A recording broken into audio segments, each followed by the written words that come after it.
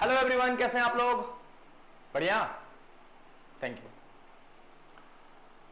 दोस्तों, BPSC TRE 3.0 का जो क्वेश्चन का लेवल था आप सभी लोगों ने देख रखा होगा।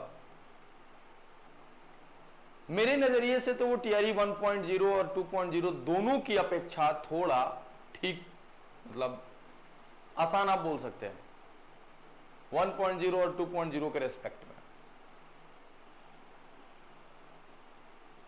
3.0 के रिजल्ट्स भी आने वाले हैं, तुरंत आने वाले हैं। आरक्षण वाला मुद्दा जो है उसको क्लियर कर दिया गया है कि भाई 50% के आरक्षण पर ही आपको रिजल्ट जारी करना है। खैर, जिनका रिजल्ट आना है उनके लिए बहुत बहुत बेस्ट ऑफ लक। उन बच्चों का जिनका टीआरई 4 का इंतजार है, खास करके पीजीटी पेपर में फिजिक्स के लिए मैं बता दूं भाई, आप ये दिमाग में सोच के नहीं चल सकते ना कि 40-45 स्कोर करके मैं अपना जो सीट है वो कंफर्म कर लूंगा। ऐसा बिल्कुल नहीं है ना। लेवल्स बढ़ते जा रहे हैं, स्टूडेंट्स के नंबर्स बढ़ते जा रहे हैं, लोग जाग रहे हैं, लोगों को मालूम। पहला दूसरा में कट ऑफ कम जाने का रीजन था कि लोगों को तैयारी करने का समय नहीं मिला था, लेकिन 4.0 आने तक लोगों के पास एनफ टाइम मिल चुका होगा और सभी लोग बढ़िया से तैयारी कर चुके होंगे। तो कंपटीशन तो सारे क्षेत्र में, चाहे वो फिजिक्स हो, केमिस्ट्री हो, मैथमेटिक्स हो। मैथमेटिक्स में तो ऑलरेडी बहुत लड़ाइयाँ है, फिजिक्स में भी लड़ाइयाँ आपकी बराबर की हो जाएंगी, आई नो, है ना। तो आपको क्या करना होगा, पहले से तैयारी अपनी तंदुरुस्त करनी होगी, क्लियर करनी होगी, तभी आप लड़ाई लड़ पाओगे। ठीक है, तो मैं क्या करता हूं कि मैं अभी अपने YouTube channel boom boom physics पे हर हफ्ते में 2 सेट लेके आऊंगा, है ना, जिसमें मैं कोशिश करूंगा कि 80-80 सवाल करा दूं। और ऐसे मैं आपके टीआरई 4.0 के पहले 20 यानी कि 20 सेट करा दूंगा। और उन 20 सेट को अगर आप अच्छे से कर लेते हो तो उम्मीद ऐसी की जा सकती है कि आप 60-65% सवाल इजीली आप इस सेट से कर सकते हो, है ना।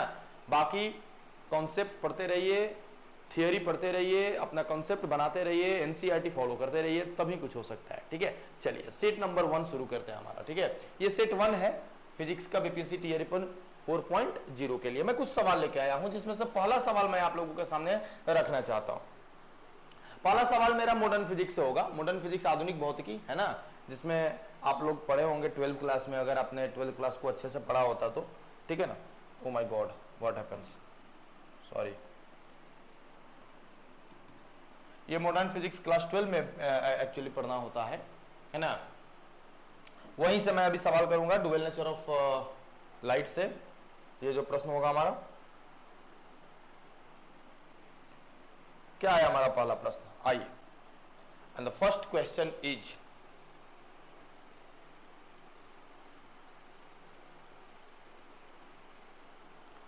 सभी लोग कमेंट में अपना आंसर कमेंट कर सकते हैं, है ना। आप लोग अपना आंसर जो है कमेंट में कर सकते हैं। जैसे पहला हमारा सवाल है कि out of the following particle समान moving with same velocity has longest wavelength associated with it. समान वेग से चलने वाले निम्न कणों में जिस कण की तरंग दैर्घ्य सबसे लंबी होगी, आप उसका नाम बताओ इनमें से। अल्फा पार्टिकल होगा, बीटा पार्टिकल होगा, प्रोटॉन होगा, न्यूट्रॉन होगा, नॉन ऑफ दीज होगा। और एक ऑप्शन यहां पर डी नंबर बढ़ जाता है बीपीएससी में, और वो क्या होता है कि मोर देन अबव। हालांकि वो दोनों ऑप्शंस मैंने यहीं पे कर रखा है ना। 5 ऑप्शंस होता है, यहाँ पे देख लो, नॉन ऑफ दीज या फिर मोर देन अबव, तो मैंने यहाँ पे दे रखा है। यहाँ पर आपको चौथा ऑप्शन मैंने देके और कंफ्यूज किया है, उसमें 3 ही क्लियर ऑप्शन होंगे, चौथा या तो नॉन ऑफ दीज या तो मोर देन अबव। ये 2 एक ही में मैंने कर रखा है ताकि आपको और थोड़ा कॉम्प्लिकेशन का सामना करना पड़े। चलिए मैं बताता हूं वेवलेंथ से रिगार्डिंग जो होता है। डी ब्रोगली का वेवलेंथ का फॉर्मूला आप लोगों ने पढ़ा होगा, H/P होता है। ये डी ब्रोगली वेवलेंथ था। डी ब्रोगली ने क्या किया था, 1923 ईस्वी में बताया था कि केवल प्रकाश के पास ही डुअल नेचर नहीं होता है। अगर कोई पार्टिकल, जो चार्ज पार्टिकल जैसे इलेक्ट्रॉन और प्रोटॉन की बात कर रहे हैं, वो भी अगर गतिमान कंडीशन में है तो वो भी अपने अगल बगल जो होते हैं बाबू, क्या क्रिएट करते हैं, तरंग जनरेट करते हैं, वेव जनरेट करते हैं। सो एक पार्टिकल के पास, एक मैटेरियल पार्टिकल के पास भी डुअल नेचर हो सकता है ना। तो वो वेव को हम लोग डी ब्रोगली वेव बोलते हैं, उनके मैटर वेव भी बोला जाता है उनको, उनका जो वेवलेंथ आता है उसको डी ब्रोगली वेवलेंथ बोलते हैं, और वहां से ये फॉर्मूला आया हुआ है लैम्डा बराबर h अपॉन पी। पी के जगह पर आप चाहोगे तो क्या यूज करोगे, मोमेंटम है तो मोमेंटम तो मास इंटू वेलोसिटी होता है, यहां पे कहा गया समान वेग से चलने वाले, यानी कि वेलोसिटी कांस्टेंट हो गया, और ये प्लैंक्स का कांस्टेंट जो है वो तो कांस्टेंट होता ही है। तो अब ऐसे में ये तो मास के इनवर्सली प्रोपोर्शनल हो गया भाई। अब जिसका मास आपका ज्यादा होगा उसका वेवलेंथ कम होगा, और जिसका मास कम होगा उसका वेवलेंथ ज्यादा होगा। तो वही पूछ रहा है कि किसका वेवलेंथ ज्यादा होगा, तो सीधी बात है सर, वेवलेंथ उसी का ज्यादा होगा जिसका मास कम होगा। अब मास यहां पे पता करना पड़ेगा आपको, चारों का मास कितना होता है। अल्फा पार्टिकल अगर है तो आप इसका मास 6.6 गुना 10 के पावर माइनस 27 केजी बोल सकते हैं। बीटा पार्टिकल क्या होता है भाई, एक तरह का इलेक्ट्रॉन ही होता है, सो 9.1 गुना 10 के पावर माइनस 31 केजी हो जाता है इसका मास। प्रोटॉन होता है तो प्रोटॉन का मास कितना होता है गुरु, प्रोटॉन का मास होता है 1.67 इंटू 10 टू पावर, थोड़ा सा और मैं आगे बढ़ जाता हूं, 1.672 into 10 to power minus 27 KG. और जो हमारा न्यूट्रॉन का मास होता है 1.675, हल्का भारी होता है ये प्रोटॉन से। अब आप इन चारों को देखो और बताओ आंसर कौन है, किसका मास सबसे कम है। तो पावर में निगेटिव है सबका, तो पावर में सबसे ज्यादा निगेटिव जिसका होगा वही सबसे कम होगा। और हमको तो यहाँ पे बाबू ये दिख रहा है, ये कौन सा, बीटा पार्टिकल, एकदम आपका बीटा पार्टिकल करेक्ट आंसर होगा। यहाँ पर सबसे ज्यादा वेवलेंथ होगा बीटा पार्टिकल का, क्यों, क्योंकि उसका मास सबसे कम है, उसका मास बाबू सबसे कम है। क्लियर है। अगर ये मैं पीडीएफ आपको टेलीग्राम में बुम बुम फिजिक्स के नाम का टेलीग्राम है, उसमें क्वेश्चन का पीडीएफ तो भेज दूंगा, बट इसका सॉल्यूशन नहीं भेज सकता, तो आप इसका स्क्रीनशॉट ले सकते हैं इजीली, आप इसका स्क्रीनशॉट ले ले, ज्यादा अच्छा रहेगा आपके लिए। ठीक है, ओके। नेक्स्ट क्वेश्चन हमारे सामने है, वो देखा जाए।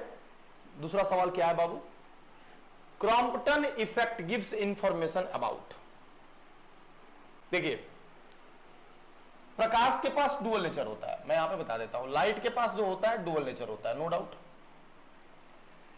एक तो इसकी तरंग प्रकृति होती है,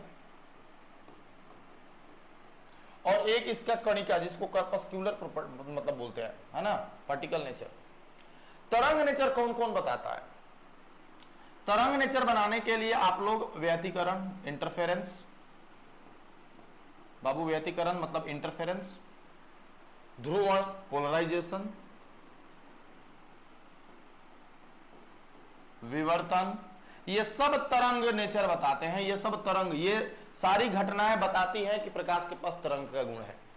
हाँ, ध्रुवण एक और चीज बताता है कि भैया ये अनुप्रस्थ प्रकृति की होती है, ये भी बताता है। कौन, ध्रुवण ही, ध्रुवण ही बताता है कि प्रकाश की प्रकृति अनुप्रस्थ होती है। कण जो होता है ये कौन कौन बताता है, तो कण है ये बताने वाले हमारे पास पार्टिकल कौन कौन है गुरु, कण होता है हमको बताने वाले ये पार्टिकल्स है, नेचर है आपका। सबसे पहला रमन प्रभाव,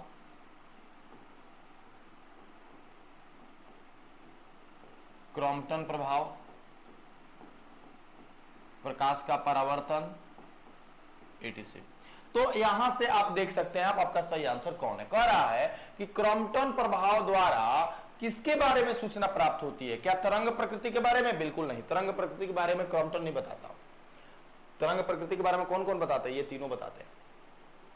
the transfer character of light, प्रकाश की अनुप्रस्थ अभिलाक्षणिक प्रकृति के बारे में, बिल्कुल नहीं, वो तो अनुप्रस्थ प्रकृति के बारे में केवल ध्रुवण बताता है, ये भी नहीं, केवल आंसर बी नंबर का क्या होगा, ध्रुवण होगा। तीसरा कर्पस्क्यूलर नेचर ऑफ लाइट, प्रकाश की कणिकामय प्रकृति, बिल्कुल हमारा सही आंसर यहां से कौन हो जाएगा बाबू, डी, सी हो जाएगा। यहां से सही आंसर आपका कौन सा हो जाएगा, सी हो जाएगा। चलिए स्क्रीनशॉट ले ले इसका, एक बहुत खूबसूरत सवाल था, बहुत ही खूबसूरत सवाल।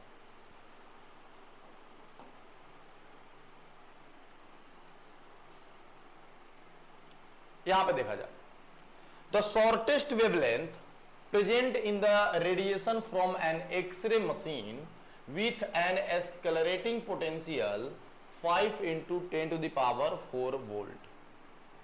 ठीक है, किसी एक तरंग मशीन के लिए न्यूनतम तरंग दैर्घ्य का मान बताओ यदि त्वरित विभव 5 गुना 10 के पावर 4 वोल्ट हो। यहां पर लेमडा निकालना है अगर मिनिमम वाला, तो आप एक फॉर्मूला का इस्तेमाल करो, HC/EV। HC क्या है? HC क्या है? ये H प्लांक का कांस्टेंट है, प्लांक का नियतांक है। तो 6 गुना 6.6 इंटू 10⁻⁻34। C है हमारा 3 गुना 10 के पावर 8। E का मतलब होता है इलेक्ट्रॉन का चार्ज, आप वो वाला ले लो। और V का मतलब यहाँ वेलोसिटी बिल्कुल नहीं है, यहाँ पर वही जो वोल्टेज दिया गया है 5 गुना 10 के पावर 4 वही वोल्टेज है ये, ठीक है ना। हई क्या कर रहा है बाबू, इस पॉइंट को उड़ा दिए इस पॉइंट से, कोई दिक्कत नहीं हुआ, ठीक है सर। अब हम करते हैं इससे मल्टीप्लाई, तो हो गया 6×3 18 की 8 हाथ में लागल 1, और 6×3 18 और 1 19 198 और 16×5 80। देखो बाबू बराबर में कितना हो गया? हो गया हमारा 10 के पावर ये -34 है, और ये 10 के पावर 4 से ये 4 खत्म हो गया, तो 4 ही बचा, तो -30 हो गया, -30 और ये 19 ऊपर चला गया, तो -30 में अगर हम 19 जोड़ेंगे तो -11 बचेगा, -11 बचेगा। यहाँ पर बचेगा बाबू 10 के पावर -11। मैं इसको अब क्या करता हूँ, थोड़ा इसको मैं अब भाग देता हूँ। 8 दूनी का 16 बचा बाबू 3, कितना बचा? 3 नहीं ना, हाँ 3 बचा, और 3 बचा, और यहाँ पर हो गया 38, 8 दूनी 16 और 4 का 32 बचा आपका 6 बचा ना, 6 तो दशमलव दे देंगे, पॉइंट दे देंगे, 60 हो जाएगा, 8 6 48, 8 7 56। इसी तरह आगे जाएगा गुना 10 के पावर -11, हई बासियत है जा देबा नो 10 कि 10 है, इसको कर लो तो आ जाएगा तुम्हारा कितना 2.5 कर दो, क्योंकि 4 के बाद 7 है तो 5 में कन्वर्ट कर सकते हैं इसको, 10 के पावर -11। अगर आप चाहते हैं तो इसको ऐसे लिख सकते हैं 0.25 इंटू 10⁻⁻10, ये एंगस्ट्रम में कन्वर्ट कर दीजिए इसको, तो 0.25 angstrom is the correct answer. तो यहाँ पे जो वेवलेंथ आएगा 0.25 एंगस्ट्रम आएगा, सही आंसर कौन सा हो जाएगा? सी हो जाएगा, है ना। यहाँ से हमारा सही आंसर बाबू कौन सा हो जाएगा? C is the correct answer. Okay, next question की तरफ बढ़ा जाए। नेक्स्ट क्वेश्चन क्या है हमारा, देखिए, यदि एक कण की गतिज ऊर्जा उसके स्थिर द्रव्यमान ऊर्जा के बराबर है। एक कण की कितनी है? गतिज ऊर्जा जो है उसके स्थिर द्रव्यमान ऊर्जा के बराबर है, तो कण का वेग क्या होगा? इफ द काइनेटिक एनर्जी, है ना, kinetic energy of a particle is equal to its rest mass energy, equal to its what? Rest mass energy, then velocity of particle is, then velocity of what? Particle is, है ना। अब बताइए बाबू इसका स्थिर द्रव्यमान ऊर्जा क्या होगा?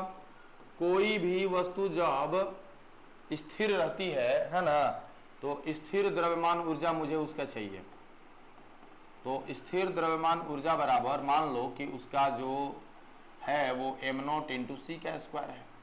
स्थिर द्रव्यमान ऊर्जा हो गया, वो कितना हो गया बाबू? स्थिर द्रव्यमान ऊर्जा हो गया, कितना हो गया? m0 इंटू सी का स्क्वायर, ठीक है। अब कह रहा है कि इसकी गतिज ऊर्जा कितनी होगी, मतलब गतिज, यहां पर गतिज, क्या हो रहा है भाई, लैगिंग क्यों आ रहा है? गतिज द्रव्यमान ऊर्जा,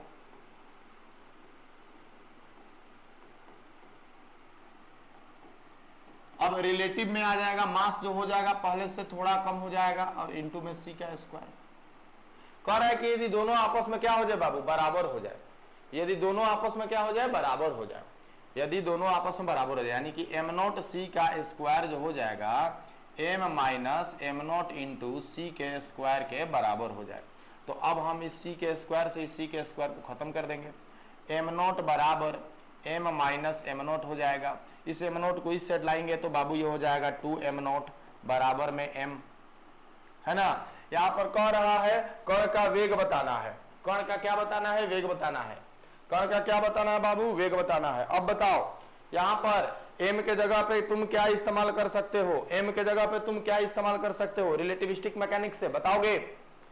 एम के जगह पे तुम क्या इस्तेमाल कर सकते हो रिलेटिविस्टिक मैकेनिक्स से, जो आइंस्टीन ने दिया हुआ था, एम बराबर M not under root 1 minus we square by C square, यही फॉर्मूला होता है ना।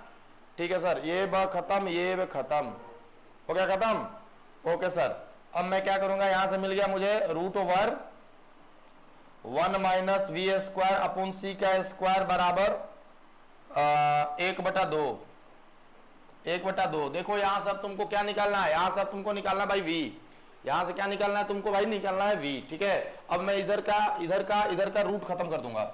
इधर का जब मैं रूट खत्म करूंगा ना, तो क्या मुझे मिलने वाला है 1 minus we square upon C square equal to 1/4। बोलो हाँ या ना, बस इतना बता दो। ठीक है, अब ये उधर चला जाएगा, इसको इस साइड में बुला लूंगा, तो ये हो जाएगा V square upon C square बराबर 1 माइनस 1/4, यानी कि आ गया 3/4। भाई जी देखते जाओ। ठीक है, मुझे क्या चाहिए, वेग चाहिए, मुझे v चाहिए भाई। तो मुझे जब v चाहिए तो v का स्क्वायर बराबर देख भाई मेरे 3c का स्क्वायर अपॉन 4, 3c का स्क्वायर अपॉन 4। बताओ 3c का स्क्वायर अपॉन 4। अब यहां से क्या निकालोगे, अब यहां से क्या निकालोगे, अब यहां से हम निकालने वाले v, कैसे करेंगे बताओ। v को खत्म करो यहां से, तो ये रूट के अंदर चला जाएगा, यहां से रूट के अंदर जाएगा तो यहां तो c/2 बाहर निकल जाएगा, लेकिन √3 रह जाएगा, तो √3c/2, तो v जो होगा √3c/2 होगा। है क्या, नहीं, सो नॉन ऑफ दीज, यही आपका सही आंसर है। क्या होगा बाबू इसका आंसर, नॉन ऑफ दीज। ठीक है, याद रखना, इसको याद रखना है आपको इसको। चलिए बढ़े, ये देखिए आप अगला सवाल क्या है, फर्मी तल क्या होता है। Fermi level is defined as, बताएं फर्मी तल क्या होता है, बताइए फर्मी तल क्या है।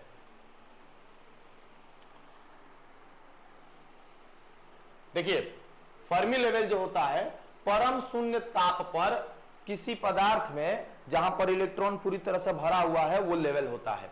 तो बताओ पहला, दूसरा, तीसरा, चौथा, पांचवा, जैसे जैसे हम आगे जाते हैं, सबसे पहला, सबसे मतलब इलेक्ट्रॉन सबसे पहले कहां भरता है। मान लीजिए कि आपके पास सोडियम के पास 10 गो इलेक्ट्रॉन, 11 गो इलेक्ट्रॉन है सोडियम के पास। ठीक है, एग्जाम्पल, तो पहला जो घर है 2 लेता है, दूसरा 8 लेता है, तीसरा 1 लेता है। कभी सुने हो कि एगो बात हई कहे कि मैंने हई कहे कि हम एगो कहे ले, हम तो घरे हैं, हमारा के सब दे दो, तू एगो ले ला, पॉसिबिलिटी है नहीं है। तो क्या कहेगा, नहीं, आप जो है जितने इलेक्ट्रॉन है आप लाइन से, जो मिठाई बंटती है आगे से बंटती है। प्रिंसिपल 15 अगस्त को ये डिसाइड किए कि पहला आदमी से जलेबी बांटना शुरू करो, सब बच्चे को 4-4 दो। तो शुरू के बच्चे को 4 गो मिल गया, दूसरे बच्चे को 4 मिला, तीसरे बच्चे को 4 मिला, और जैसे ही आखिरी में जाने लगा कि जलेबी कम होने लगा, तो प्रिंसिपल करेगा अच्छा ठीक है आखिरी वाले को 3-3 गो देखो, निकालो जल्दी। तो जो लॉस लगता है आखिरी वाले को लगता है। तो परम शून्य ताप पर सबसे निचला भरा हुआ जो तल होता है, उसी को हम फर्मी तल कहते हैं। तो यहाँ पर आंसर हमारा जो करेक्ट हो जाएगा वो क्या हो जाएगा, ए नंबर हो जाएगा। समझ रहे बात को, है ना। परम शून्य ताप पर बबुआ जो पदार्थ में इलेक्ट्रॉनों द्वारा अधिकतम ऊर्जा की अवस्था वहां पे होती है, सबसे ज्यादा ऊर्जा उसी में होती है। ठीक है, ओके। ये बताओ बोर मैग्नेटॉन का प्रारूप है। बोर मैग्नेटॉन क्या है, बोर मैग्नेटॉन क्या है बाबू, आप लोगों ने पढ़ा होगा चुंबकीय द्विध्रुव आघूर्ण EH/4πm × n, ये nवीं कक्षा का चुंबकीय द्विध्रुव आघूर्ण है। ये क्या हुआ सर, अरे कोई भी इलेक्ट्रॉन बाबू अपनी कक्षा में गोल गोल घूमता है, जब वो गोल गोल घूमता है तो धारा बनाता है, और कोई भी धारावाही लूप जो होता है, सब धारावाही लूप जो होता है एक मैग्नेटिक डाइपोल की तरह बिहेव करता है, एक चुंबकीय द्विध्रुव की तरह बिहेव करता है। अब जब वो मैग्नेटिक डाइपोल की तरह बिहेव करता है तो उसका मैग्नेटिक डाइपोल मोमेंट भी होता होगा, जिसको हम कैपिटल M से रिप्रेजेंट करते हैं, वही मैग्नेटिक डाइपोल मोमेंट है। अगर तुमको पहला कक्षा का फर्स्ट ऑर्बिटल का मैग्नेटिक डाइपोल मोमेंट चाहिए तो n के जगह पे 1 रखिए, दूसरी कक्षा का मैग्नेटिक डाइपोल मोमेंट चाहिए तो n के जगह पे 2 रखिए, तीसरी कक्षा का मैग्नेटिक डाइपोल मोमेंट चाहिए तो n के जगह पे 3 रखिए। लेकिन जितनी बार रखिएगा आपको अलग अलग करना है, आइडियल प्रॉब्लम मिलने मिलेगा। तो यहां पर अगर हम कहेंगे कि n बराबर को 1 का रखा जाए तो ये m जो हो जाएगा EH/4πm। बाबू इसी को तो कहा जाता है बोर मैग्नेटॉन। यानी कि पहली कक्षा में गति कर रहे इलेक्ट्रॉन का जो चुंबकीय द्विध्रुव आघूर्ण होता है उसी को आप बोर मैग्नेटॉन कहते हैं। यानी कि बोर मैग्नेटॉन जो होता है मैग्नेटिक डाइपोल मोमेंट का ही यूनिट होता है। क्या होता है बाबू? मैग्नेटिक डाइपोल मोमेंट का ही यूनिट होता है, बड़का m, इसी को म्यू बी कहते हैं, है ना। क्या कहते हैं बाबू? मैग्नेटिक डाइपोल मोमेंट का ही क्या होता है? यूनिट होता है। क्लियर है? अब इसकी वैल्यू कितनी होती है? क्या एक बोर मैग्नेटॉन की वैल्यू भी होती है? सर एकदम होती होगी, सारे का वैल्यू तो मालूम है आपको, ई का, एच का, पाई का, एम का, सबका निकालोगे तो 9.27 गुना 10 के पावर -24 एम्पियर मीटर स्क्वायर, ये आपका एक जो होता है यहाँ पर बोर मैग्नेटॉन की वैल्यू है। ये एक बोर मैग्नेटॉन की क्या है? वैल्यू है। तो यहाँ पर सही आंसर कौन लग रहा है भाई? EH/4πm। ओके, ए नंबर यहाँ पे आपका क्या लग रहा है? Correct answer. सो ये इज द करेक्ट आंसर, है ना। बहुत बढ़िया। नेक्स्ट क्वेश्चन की तरफ बढ़िए। कौन सा कण फर्मियान नहीं है? ये ग्रेजुएशन से, ये 11-12 में नहीं मिलेगा। ये आप लोगों ने अगर 11-12 के चक्कर में है, जो कि 11-12 में पढ़े हुए हैं और मिल जाएगा, तो मेरे दोस्त ये 11-12 का क्वेश्चन ही नहीं है। फर्मियान जो होता है क्या नहीं है ना। देखिए फर्मियान एक पार्टिकल्स है ना। इसमें बेसिकली बेरियन आते हैं। बेरियन क्या कहते हैं? बेरियन हम प्रोटॉन न्यूट्रॉन को कहते हैं। हल्की इलेक्ट्रॉन भी इसमें आ जाएगा, है ना। प्रोटॉन न्यूट्रॉन, है ना।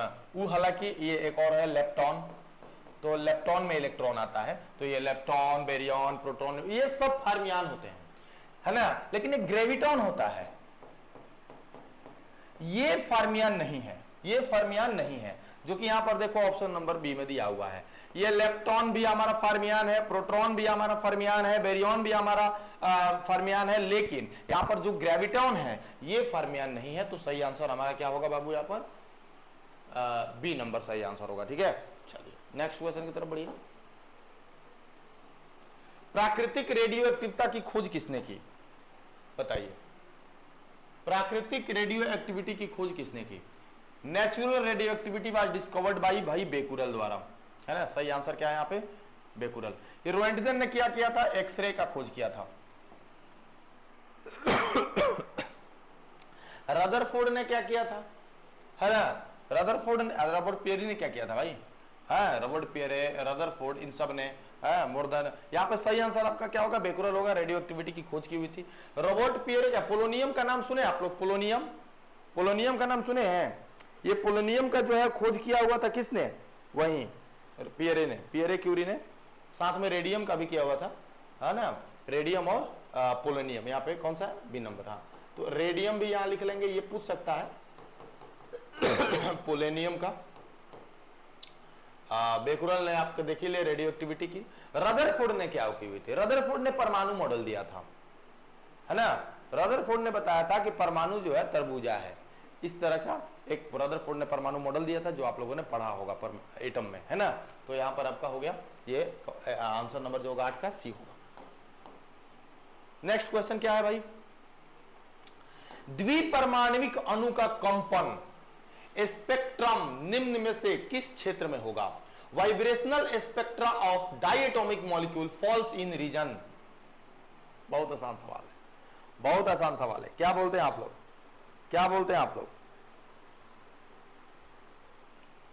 सिंपल सा है, ultraviolet, infrared, infrared, infrared, infrared. सही आंसर ये होगा, है ना। जो भी डाई एटॉमिक मॉलिक्यूल्स के होते हैं वो सारे इंफ्रारेड में आएंगे। आ जाइए। हीलियम के दो समस्थानिक, हीलियम के दो समस्थानिक है भाई आपके पास, है ना। एक He3 और एक He4, है ना। तो याद रखो, इस बात को मैं बता देता हूं, He3 जो है इसको आप फर्मियान बोलोगे और He4 जो है इसको आप बोसोन बोलोगे। याद रख लेना इसको। फर्मियान क्या है? He3 और बोसोन क्या है? He4। तो कह रहा है कौन सा सही है? He3 is boson, He3 boson है? नहीं, बिल्कुल नहीं।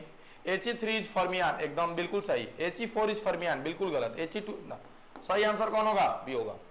सही आंसर कौन होगा? बी होगा। लिख लेना ये कि जो परमाणु हीलियम के दो होते हैं उसमें एक फर्मियान होता है, एक बोसॉन होता है। He3 को फर्मियान बोलते हैं, He4 को बोसॉन बोलते हैं। कौन सा आंसर हो गया इसका बाबू? कौन सा क्वेश्चन है? 10 है, तो 10 का कौन सा आंसर हो गया हमारा? आंसर हो गया बी। गुड। नेक्स्ट, मैं इसीलिए स्क्रीन के सामने से हट जा रहा हूं ताकि आप लोग बिल्कुल आप इसको वो कर लीजिएगा, देख लीजिएगा स्क्रीनशॉट लेके, ताकि आपको लिखने में परेशानी ना हो। In LCR series circuit current lags, ठीक है, करंट लैग कोना कोना में करता है? पहले तो आप आर सर्किट में करंट और वोल्टेज दोनों सेम फेज में होते, लैगिंग नहीं होता। एल सर्किट में क्या होता है कि वोल्टेज आगे होता है, करंट पीछे होता है। हाँ, एल सर्किट में होता है ना? ओके। एलसीआर में भी होता है। कला पश्चता को शून्यांक किया जा सकता है। In LCR circuit current lags applied alternating voltage, the phase lag can be reduced to 0 by. Okay, देखिए तभी किया जा सकता है जब रेसिस्टेंस हम उसका एक्सएल जो होता है ना, रेसिस्टेंस उसको 0 कर सकते हैं। रेसिस्टेंस मतलब क्या? रेसिस्टेंस मतलब क्या? जेड, और जेड में मिनिमम क्या होता था आप लोगों को याद होगा? एक्सएल माइनस एक्सी जो होता था 0 होता था, आप लोगों को याद होगा। Omega L minus 1 by omega C जो होता था इसको। अब बताओ क्या कर सकते हैं इसमें? बताओ क्या कर सकते हैं इसमें? हैं? क्या कर सकते हो इसमें? कोई तो बता दो। हैं? अगर तुम चाहते हो कि इसको करो तो इसको कम करो और इसको बढ़ाओ, तब नहीं बढ़ेगा। इसको कम करो, एल को कम करो और सी को बढ़ाओ, तब जाके इसके 0 होने की प्रोबेबिलिटी ज्यादा है। तो एल को घटा देंगे और सी को बढ़ा देंगे by decreasing L and increasing C. A number correct answer हो जाएगा। इसको बराबर करने के लिए क्या? एल को कम करना पड़ेगा ना, क्योंकि ये तो बटा के नीचे है तो ये तो कम होगा ऑलरेडी। अगर इसको बड़ा करेंगे तो ये पूरा बड़ा होगा, है ना? इसीलिए हम उसको क्या कर रहे हैं बाबू? सी को, एल को कम करेंगे और सी को बढ़ाएंगे। एल को कम करेंगे और सी को बढ़ाएंगे। यदि प्रतिबाधा मतलब जेड प्रतिरोध का √3 गुना हो, मतलब कि प्रतिबाधा जो है प्रतिरोध का √3 गुना हो, तो कलांतर कितना होगा? Find phase difference.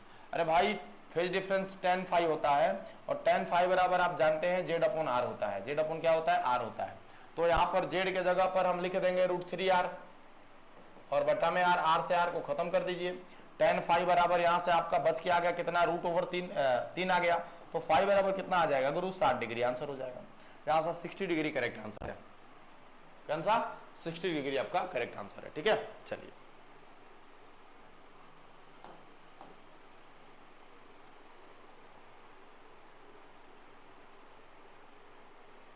तेरह, भंवर धारा उत्पन्न होती है। अच्छा, भंवर धारा आप लोग पढ़े हैं? यहाँ पर एक चुंबकीय क्षेत्र ले लेना होता है, यहाँ पर एक ये, और दोनों के बीच में अब चुंबकीय क्षेत्र हो गया। अब हम क्या करते थे? यहाँ पर एक कुंडली ले लेते थे और इसको इसमें रोटेट कराते थे ऐसे ऐसे। उससे क्या होता था कि इस कुंडली से बार बार बदलने से चुंबकीय फ्लक्स में परिवर्तन आता था, और बार बार चुंबकीय फ्लक्स के परिवर्तन आने के कारण से विद्युत चुंबकीय प्रेरण की घटना से इस पर गोल गोल धारा आने लगेगा, और इसी को हम कहते थे भंवर धारा, है ना?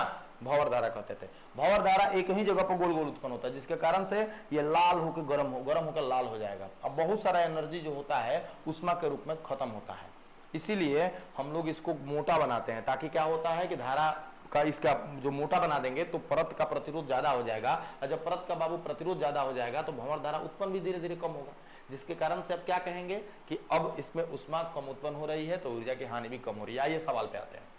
भंवर धारा उत्पन्न होती है जब एक धातु को परिवर्तित चुंबकीय क्षेत्र में रखते हैं। बिल्कुल सही, आगे भी देखते हैं। और भी है क्या कोई? एक धातु को समान चुंबकीय क्षेत्र में रखते हैं? बिल्कुल नहीं। समान में तो कैसे? धातु को रखना पड़ेगा, बट धातु को घुमाना पड़ेगा। एक कुंडली को चुंबकीय क्षेत्र में रखते हैं, जब एक कुंडली में धारा प्रवाहित होती है। नहीं, एप्रोप्रिएट आंसर तीनों में से कोई नहीं है। ये हो सकता था, लेकिन हम जो कहते थे कि घूमते हुए धातु को, है ना, फ्लक्स बदलना है बेसिकली। अब फ्लक्स बदलने के लिए बी ए कॉस थीटा, आपको कोई भी, या तो बी बदलो, नहीं तो ए बदलो, नहीं तो थीटा बदलो, कोई तो बदलो। तभी फ्लक्स बदलेगा, और जब फ्लक्स बदलेगा तभी विद्युत चुंबकीय तरंग की घटना होती है, इलेक्ट्रोमैग्नेटिक इंडक्शन की प्रोसेस होती है ना। और ये जो भंवर धारा जनरेट हुई है, ईडी करंट जनरेट हुई है, वो इलेक्ट्रोमैग्नेटिक इंडक्शन के प्रोसेस के कारण से हुई है। सो यहाँ पे हमारा सही आंसर ए नंबर हो जाएगा, ठीक है। ओके, 13 नंबर ओवर, 13 नंबर आपका ओवर हो गया।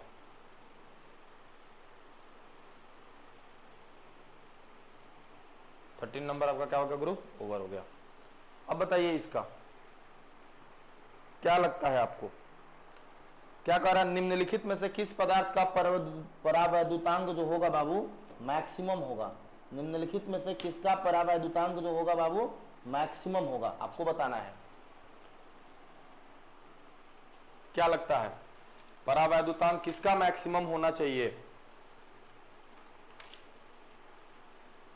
बताओ।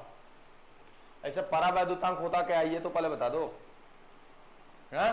क्या लगता है, देखो परावैद्युतांक को हम लोग के से रिप्रेजेंट करते हैं, किससे रिप्रेजेंट करते हैं गुरु, के से।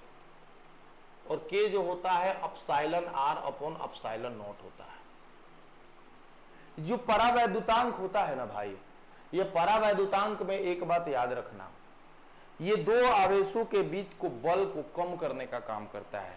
जितना मजबूत परावैद्युतांक होगा वो आवेशों के बीच के बल को उतना ही कम करेगा। जैसे मैं बोलता हूं कि K का मान 80 होता है पानी के लिए, किसके लिए, पानी के लिए, ठीक है ना, 80। इसका मतलब ये हुआ कि जब आप दो आवेश, एक आवेश Q1 है एक आवेश Q2 है, और दोनों को आपने एयर में रखा है, हवा में, तो मान लीजिए कि इनके बीच का बल 80 न्यूटन लग रहा है। तो जब पानी में इसको रखोगे ना, इन दोनों चार्जवा को पानी में जब रखोगे भाई, तो इन दोनों के बीच का बल 1 न्यूटन हो जाएगा पनिया में। काहे कि पानी अब इन दोनों के बीच के बल को 80 गुना कम कर दिया। इसीलिए कहा गया कि पानी का जो हमारा परावैद्युतांक होता है, डाइलेक्ट्रिक कांस्टेंट होता है, वो 80 होता है। उसी तरह अगर आपके पास कोई शीशा है तो उसका 5 से लेके 9 तक के आसपास हो सकता है। 5 जो होता है, 6 जो होता है कमजोर शीशे का होता है ना। निर्वात जो होता है हवा का हम लोग परावैद्युतांक हम लोग 1 ले लेते हैं। एयर के लिए के की वैल्यू हम लोग ए ले लेते हैं, 1 ले लेते हैं। तो आपसे प्रश्न पूछा है कि सबसे ज्यादा किसका होगा, सबसे ज्यादा किसका होगा। चलिए देखिए, निर्वात के लिए तो आपने बोल दिया कि 1 होता है, ग्लास के लिए तो यही 6 से आसपास। तेल जो होता है बाबू इसका 5 से 20 तक होता है, वैरी करता हुआ। 5 होगा, 10 होगा, 12 होगा, 15 होगा, माने 20 तक आपका हो सकता है ना। लेकिन सिरेमिक आप देखे हैं, सिरेमिक मतलब का मिट्टी का पात्र बाबू, इसका जो होता है अगर नॉर्मल बात करें तो 4700 होता है। हालांकि कुछ मिट्टी के ऐसे भी होते हैं जिनका 19-20 तक भी होता है ना। ऐसा भी होता है जिनके 19-20 माने 40 तक संभव है। But 25 degree Celsius at room temperature की बात किया जाए तो के का वैल्यू 4700 होता है। कहां तक होता है, 4700। कुछ तो ऐसे भी हैं बाबू जिसका 9000 से लेकर 11000 तक के बीच में होता है। मिट्टियां अलग अलग होती हैं, तो उन सिरेमिक्स का 4700 से मतलब मैक्सिमम 11। तो सबसे ज्यादा किसका पॉसिबल है जी, मिट्टी के पात्र का ही पॉसिबल है। मिट्टी का पात्र का 20-25 भी हो सकता है, 18 से लेकर 40 तक के बीच में भी देता है आपका। आप देखिएगा तो 25 डिग्री के टेम्परेचर पर कुछ मिट्टी ऐसी हैं जिनका परावैद्युतांक 4700 के आसपास है। कुछ ऐसे भी मिट्टी हैं जिनका 9000 से 11000 तक है। तो आप इसमें बोलोगे, पूछा है सवाल सबसे ज्यादा किसका है, तो सिरेमिक का। सबसे कम अगर पूछता तो किसका बोलते, सबसे कम अगर पूछता तो किसका बोलते, निर्वात का बोलते ना, हवा का, निर्वात का। यहां पे आ जाओ, इस प्रश्न का उत्तर देते हैं। इनमें से कौन सा विद्युत क्षेत्र का स्रोत नहीं है, which of the following is not a source of electric field. कौन इलेक्ट्रिक फील्ड का सोर्स नहीं है, मतलब कौन इलेक्ट्रिक फील्ड नहीं बनाता। देखो, स्टैटिक चार्ज बनाता है, एक स्थिर आवेश अपने अगल बगल अपना क्षेत्र बनाता है। एक स्टैटिक चार्ज जो होता है अपने अगल बगल इलेक्ट्रिक फील्ड फॉर्म करता है। करंट बताइए, कैपेसिटर, कैपेसिटर तो सर प्लस है माइनस है, यानी इलेक्ट्रिक फील्ड बनेबे करेगा।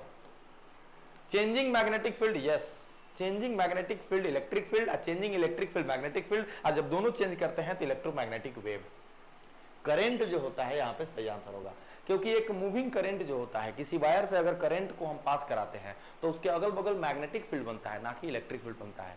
सो a moving current always creates magnetic field not electric field. तो यहाँ पर सही आंसर जो होगा बाबू बी होगा, ठीक है। ये करंट जो होता है मैग्नेटिक फील्ड जनरेट करता है, इलेक्ट्रिक फील्ड जनरेट नहीं करता है। नेक्स्ट क्वेश्चन की तरफ बढ़ा जाए। आइए यहाँ पे क्या कह रहा है, अज्ञात प्रतिरोध या प्रेरकत्व तो पता करने के लिए व्हीटस्टोन ब्रिज पद्धति में शून्य डिटेक्टर के रूप में इस उपकरण का उपयोग होता है। In Wheatstone bridge method of finding unknown resistance और inductance the instrument used as null detector is. Galvanometer लगाते हैं भाई, गैल्वेनोमीटर लगाते हैं, सही आंसर हमारा डी होगा। गैल्वेनोमीटर लगाते हैं, ज्यादा परेशान नहीं होना, गैल्वेनोमीटर ही हमारा सही आंसर होगा यहाँ से, ठीक है। ओके, सारे सेट के सवाल को एकदम बढ़िया से देखना है आपको, है ना। कौन सुमेलित नहीं है, देखिए रमन प्रभाव, प्रकाश की प्रकीर्णन, एकदम बढ़िया, उन्हीं से रिलेटेड उन्होंने दिया था। Thomson effect, thermo electricity. Hall effect नहीं, ये गलत है, मतलब कि photo electric effect, quantum nature, ये सही आंसर है, यही सुमेलित नहीं है। हाल प्रभाव जो होता है बाबू कार्यफलन से संबंधित नहीं है, हाल प्रभाव जो होता है वो कार्यफलन से संबंधित नहीं है ना। क्या बताता है, ये वोल्टेज से रिलेटेड होता है। कहता है कि जब एक दिशा में प्रवाहित धारावाही चालक को आप चुंबकीय क्षेत्र के लंबवत रखते हैं तो वोल्टेज भी धारा के लंबवत हो जाता है ना। क्या कहता है बाबू, हाल इफेक्ट क्या कहता है, हाल प्रभाव क्या कहता है, जब मान लो कि चुंबकीय क्षेत्र इधर है तो इसमें आप जब धारावाही तार को ऐसे रखते हैं, है ना, तो इसमें जो वोल्टेज आएगा वो वोल्टेज भी करंट के परपेंडिकुलर हो जाएगा, ठीक है, यही है। तो ये आपका बिल्कुल भी कार्यफलन से रिलेटेड तो है नहीं, तो आंसर सी होगा। J बराबर सिग्मा इंटू ई, J बराबर सिग्मा इंटू ई जो है ये वेक्टर फॉर्म होता है ओम के नियम का। तो यहाँ पे सही आंसर आपका ओम का नियम है ना, ओम का नियम है? अच्छा सॉरी, ये ओम का नियम है, ये ओम का नियम V is equal to I R होता है सर, बट इसका बाबू वेक्टर फॉर्म होता है वेक्टर J बराबर सिग्मा इंटू ई, याद रखिएगा। और ये गॉस का नियम क्या है, गॉस का नियम फ्लक्स से रिलेटेड होता है, फाई बराबर Q by epsilon not. Sir Stoke का नियम क्या होता है, स्टोक ने बताया था कि जब आप फ्लूइड में, किसी भी लिक्विड में आप किसी स्फेरिकल बॉल को डालते हो तो वो स्फेरिकल बॉल पे एक फोर्स लगता है, that V equal to F is equal to 6 pi eta R V. Biot Savart का नियम जो होता था, क्या बताया था कि कोई करंट कैरिंग वायर जो होता है अपने अगल बगल मैग्नेटिक फील्ड बनाता है, और वो कितना बनाता है वो आप यहां से निकाल सकते हैं, I DL sine theta by R square, ठीक है। तो ये चारों फॉर्मूला है, चारों का हमने लिख दिया ताकि आपको यहाँ से दिक्कत ना हो। इसका वेक्टर फॉर्म पूछ सकता है कि बायो-सावर्ट के नियम का वेक्टर फॉर्म क्या होगा, तो आप इसको वेक्टर फॉर्म ऐसे लिखोगे, mu not by 4 pi I by R cube into D L cross vector R. कहीं कहीं ये ना देखे, ऐसे देता है mu not by 4 pi I by R square into D L cross R cap, ऐसे भी लिख के देता है। तो वेक्टर फॉर्म में आप दोनों लिख सकते हो, है ना। देख लेना कौन सा सही आंसर में है, ऑप्शन में कौन सा है, उस हिसाब से अपना करना, ठीक है। तो यहाँ पे तो सही आंसर ए हो जाएगा। स्क्रीनशॉट लेते चलना दोस्त, स्क्रीनशॉट लेते चलना।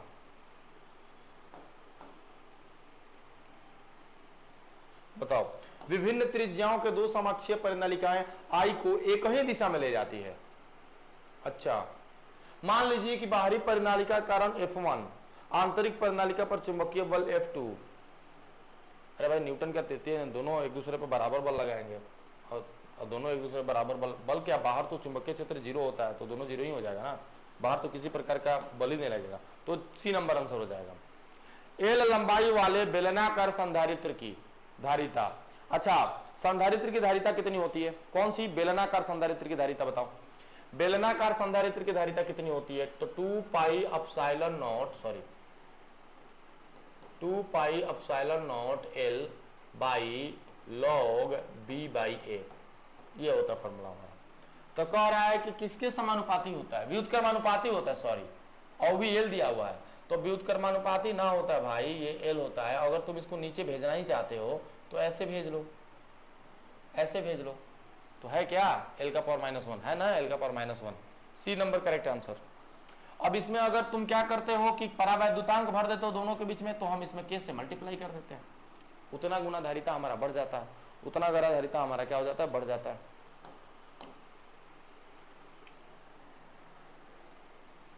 देखिए यहां पे एक पृथक आवेशित संधारित्र की प्लेट के बीच एक परावैद्युत पट्टी डाला गया है, कौन सी मात्रा समान रहेगी? A dielectric slab is inserted between the plates of an isolated charged capacitor. The quantity which will be remain same. देख बाबू, एनर्जी आपकी बढ़ जाएगी, वोल्टेज आपका जो हो जाएगा घट जाएगा, सारी चीजें बदल जाएगी, बस प्लेट पर का आवेश नहीं बदलेगा। तो हम कह सकते हैं कि the charge on the capacitor remain same, है ना। संधारित्र पर आवेश छोड़ के विद्युत क्षेत्र भी बदल जाता है, विभव भी बदल जाता है, उनके बीच की ऊर्जा भी बदल जाती है, सारी चीजें बदल जाता है। बट यहाँ पर एनर्जी जो होता है वो देखो, एनर्जी क्या हो जाएगी, बढ़ जाएगी, ठीक है। उसके बाद पोटेंशियल क्या हो जाएगा, पोटेंशियल जो हो जाएगा बाबू आपका 1/2 CV स्क्वायर, सी तो आपका बढ़ जाता है, कैपेसिटेंस बढ़ जाता है, वोल्टेज जो होगा वो घट जाएगा, V बराबर A इंटू डी हो जाएगा, ठीक है ना। वोल्टेज घट जाएगा, इलेक्ट्रिक फील्ड घट जाएगा। ऐसे में हम क्या करते हैं, ऐसे में आप ये देख सकते हैं वोल्टेज और इलेक्ट्रिक फील्ड दोनों घट जाएगा, एनर्जी बढ़ जाएगा, बट चार्ज जो होगा वो क्या रह जाएगा, रिमेन्स अनचेंज्ड, चार्ज नहीं घटेगा, बढ़ेगा। ये बताओ जरा, यहाँ पे कह रहा है कि दिए गए परिपथ में, यहाँ पे परिपथ थोड़ा आपको क्लियर नहीं दिख रहा होगा, मैं परिपथ यहाँ पे ड्रॉ कर देता हूँ। एक रेसिस्टेंस यहाँ है, ठीक है, यहाँ से एक रेसिस्टेंस को यहाँ ले आया गया है, एक रेसिस्टेंस यहाँ है, फिर यहाँ पर एक और रेसिस्टेंस को बताया गया कि यहाँ भी है, फिर इसके नीचे भी एक रेसिस्टेंस आया भाई, यहाँ पर भी एक रेसिस्टेंस आया है, ठीक है ना। और कहा गया कि ये आपका 4 ओम दिया हुआ है, यहाँ पर आपका 3 ओम दिया हुआ है, ये भी आपका 3 ओम ही है, ये भी आपका 3 ओम ही है। अब बताइए कि ए और बी के बीच में इक्विवेलेंट कितना होगा, ए और बी के बीच में बाबू इक्विवेलेंट कितना होगा। देख गुरु, 3 3 और 3 ये पैरेलल में है, 1/3 1/3 1/3 3/3 1 हो गया, ये 1 हो गया, ये 1 हो गया, और ये 4 के साथ सीरीज में हो गया, तो 4 और 1 मिलकर 5 हो गया। तो कुछ नहीं करना, आंसर 5 होगा। नन ऑफ दीज होगा, 5 होगा, है ना भाई, इसका 5 होगा। चलिए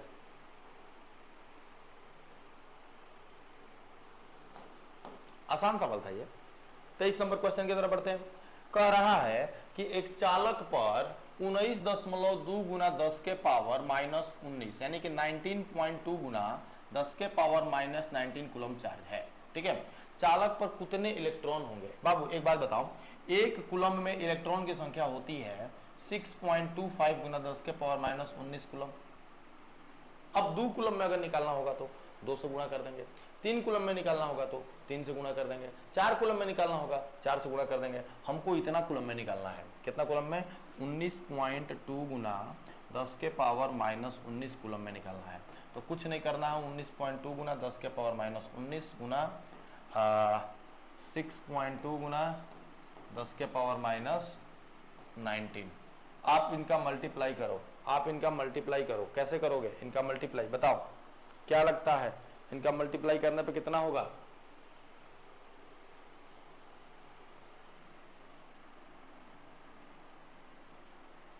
इतने इलेक्ट्रॉन हैं एक कूलम में, हो 6 गुना 10 के पावर 18 ना, सॉरी, करो इसमें और इसमें मल्टीप्लाई करो भाई। तो आपका आ जाएगा कितना? करो, करीब ना 19.2, अरे 192 में करो ना भाई, 625 से 5 दूनी 10 की 0 हाथ में लगा 1, 9 5 45 1 46 हाथ में लगा 4, 5 एकम 5 4 9 हो गया भाई। और हो गया यहाँ पे 2 दूनी का 4, 9 दूनी 18 के 8 में लगा 1, 2 1 2 और 1 3 हो गया, 6 दूनी 12 का 2 हाथ में लगा 1, 9 6 का 54 और 1 55 का 5 6 का 6 5 11 वाओ 0 हो गया, 6 और 4 मिलकर हो गया 10 हाथ में लगा 1 हो गया, 8 2 10 19 और 1 20 हाथ में लगा 2 हो गया, 5 3 8 और 1 2 मिलकर 0 हो गया 1 हो गया, ये 2 और ये बाप रे बाप 12 पर 4 0 है ना, 12 पे 4 0। देखो यहाँ 12 पे 4 0, लेकिन 2 और 1 मिलकर 3 यानी कि हो गया 120 गुना 10 के पावर -1, ठीक है।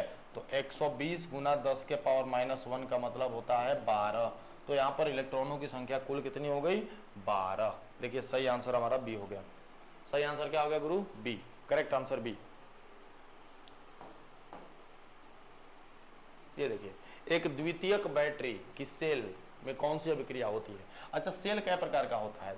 दो प्रकार का। सेल कै प्रकार का होता है गुरु? दो प्रकार का होता है सेल। एक होता है प्राइमरी सेल, जिसको हम प्राथमिक बोलते हैं, और एक होता है सेकेंडरी, जिसको हम क्या बोलते हैं? द्वितीयक बोलते हैं। तो प्राथमिक सेल कौन होता है? हाँ, प्राथमिक सेल कौन होता है बताइए? प्राथमिक सेल वो होता है जिसको हम रिचार्ज नहीं कर सकते। प्राथमिक सेल जैसे मोबाइल का बैटरी नहीं बोल रहे हैं हम, जैसे टॉर्च की बैटरी बोल रहे हैं, घड़ी की बैटरी बोल रहे हैं, ये सब जो होते हैं नॉन रिचार्जेबल होते हैं। क्या होते हैं? Non rechargeable. इसको आप दोबारा रिचार्ज नहीं कर पाओगे। वहीं पर ये जो होते हैं रिचार्जेबल होते हैं, आप इनको दोबारा रिचार्ज कर सकते हैं। आप इसको 2 बार 4 बार 5 बार जितनी बार चाहे, जैसे मोबाइल का बैटरी हो गया है ना, माइक का बैटरी हो गया, इन सब सारी चीजों को हम लोग रिचार्ज कर सकते हैं, है ना। मतलब कि ये बाबू नॉन रिवर्सिबल है। ये जो है क्या होगा? या इररिवर्सिबल है। ये कौन है? इररिवर्सिबल है। और ये जो होता है रिवर्सिबल है। ये कौन है? रिवर्सिबल है। तो अब क्या कहेंगे? कह रहा है द्वितीयक बैटरी की सेल क्या है? तो द्वितीयक बैटरी की सेल रिवर्सिबल है, तो हमारा आंसर ही हो जाएगा। रिचार्ज करने वाले को रिवर्सिबल बोलते हैं, है ना, जो रिचार्ज दोबारा किया जा सके। सही आंसर ए हो गया। बताओ इसमें कौन सा आंसर होगा भाई? अच्छा, एक परिपथ में बैटरी B का विद्युत वाहक बल 2 वोल्ट है, ठीक। आंतरिक प्रतिरोध 0.5 ओम है तथा धारा I को अधिकतम करने के लिए R का मान होना चाहिए। सॉरी, यहाँ फोटो था, यहाँ फोटो था इस प्रश्न में, बट फोटो मिस हो गया है। मैं कोशिश करूंगा कि अगले वाले में इस फोटो को मैं ऐड करके लाऊं, है ना। इसमें फोटो था यार, मेरे दिमाग से निकल रहा है, बट इसमें फोटो था। सो चलो अगले वाले में इसको ऐड कर दूंगा मैं। फोटो था तो इसमें अगले वाले में मैं फोटो ऐड करके लाऊंगा। जब कोई वस्तु सुपरसोनिक चाल से गतिमान होती है, सुपरसोनिक चाल से, तब वस्तु की चाल तथा ध्वनि की चाल का अनुपात क्या होता है? यानी कि आपसे पूछ रहा है वस्तु की चाल बटा में ध्वनि की चाल क्या होता है, बताएं। What is the ratio of speed of body and speed of sound? बताइए, बताइए तो क्या होता है? मैक नंबर, मैक संख्या। क्या होता है? मैक संख्या। तो सही आंसर हमारा ये हो जाए। अच्छा, मैजिक नंबर क्या है? मैजिक नंबर क्या है? देखो, मैजिक नंबर मैथ्स में बताता हूं। मैजिक नंबर क्या होता है? जैसे मान लो 82,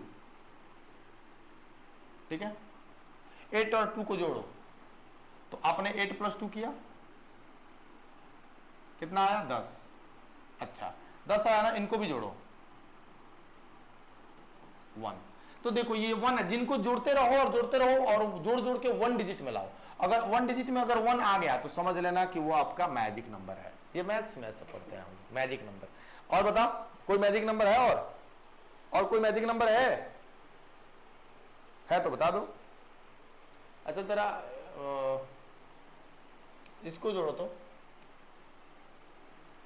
देखते हैं। 5 में 2 जोड़ो 10 है, 10 में 2 जोड़ो, सॉरी 5 में 2 जोड़ो 7, 7 में 3 10, फिर 10 और 1 1। ये भी मैजिक नंबर है, ये भी मैजिक नंबर है। और भी मैजिक नंबर्स हैं क्या? है? और भी मैजिक नंबर्स हैं क्या? 17 29 है, इसको भी जोड़ के देख लो। 17 29 को 7 1 8 8 2 10, 10 और 1 हो गया 19। 19 में 1 और 9 को जोड़ा 10, 10 और 1 को जोड़ा 1 और 0 को जोड़ा 1, तो ये भी मैजिक नंबर हो गया। इसको बोलते हैं मैजिक नंबर। इसको क्या बोलते हैं बाबू? Magic number. तो मैजिक नंबर क्लियर हो गया। हालांकि मैक नंबर इसका सही आंसर होगा। फिजिक्स में मैजिक नंबर का मतलब अलग होता है। फिजिक्स में मैजिक नंबर का मतलब होता है जैसे 2 8 20 28, ये जिनके मतलब न्यूक्लियस में मैजिक नंबर में अगर न्यूट्रॉन और प्रोटॉन होते हैं ना, तो उनको बोला जाता है कि ज्यादा स्टेबल है वो फिजिक्स में। मैथ्स में मैजिक नंबर का मतलब यही होता है। मैथ्स में मैजिक नंबर कहीं होता है। एफ नंबर, एफ नंबर क्या होता है बाबू? एफ नंबर पढ़े हो? एफ नंबर देखो, लाइट में एफ नंबर पढ़ना आपको। एफ नंबर जो पढ़ना है आपको लाइट में पढ़ना है। एफ नंबर ये लेंस की फोकस दूरी है सूक्ष्मदर्शी वगैरह में, पहले आप लेंस की फोकस दूरी ले लेना, अब बटा में फिर आप क्या ले लेना, द्वारक का व्यास। जो लेंस है उसका फोकस दूरी ले लेना, focal length of lens and diameter of aperture, दोनों का जब भाग दोगे ना तो जो तुमको मिलेगा वो एफ नंबर कहा जाएगा। वो क्या कहा जाएगा, एफ नंबर कहा जाएगा। और रेनॉल्ड नंबर तो सारे लोग जानते हैं, ये पानी की प्रॉपर्टी बताता है, बहाव का प्रॉपर्टी बनाता है ना। अगर आप कहेंगे कि रेनॉल्ड की संख्या जो होती है 2000 के नीचे है तो हम कहेंगे कि धारा का प्रवाह नॉर्मल है।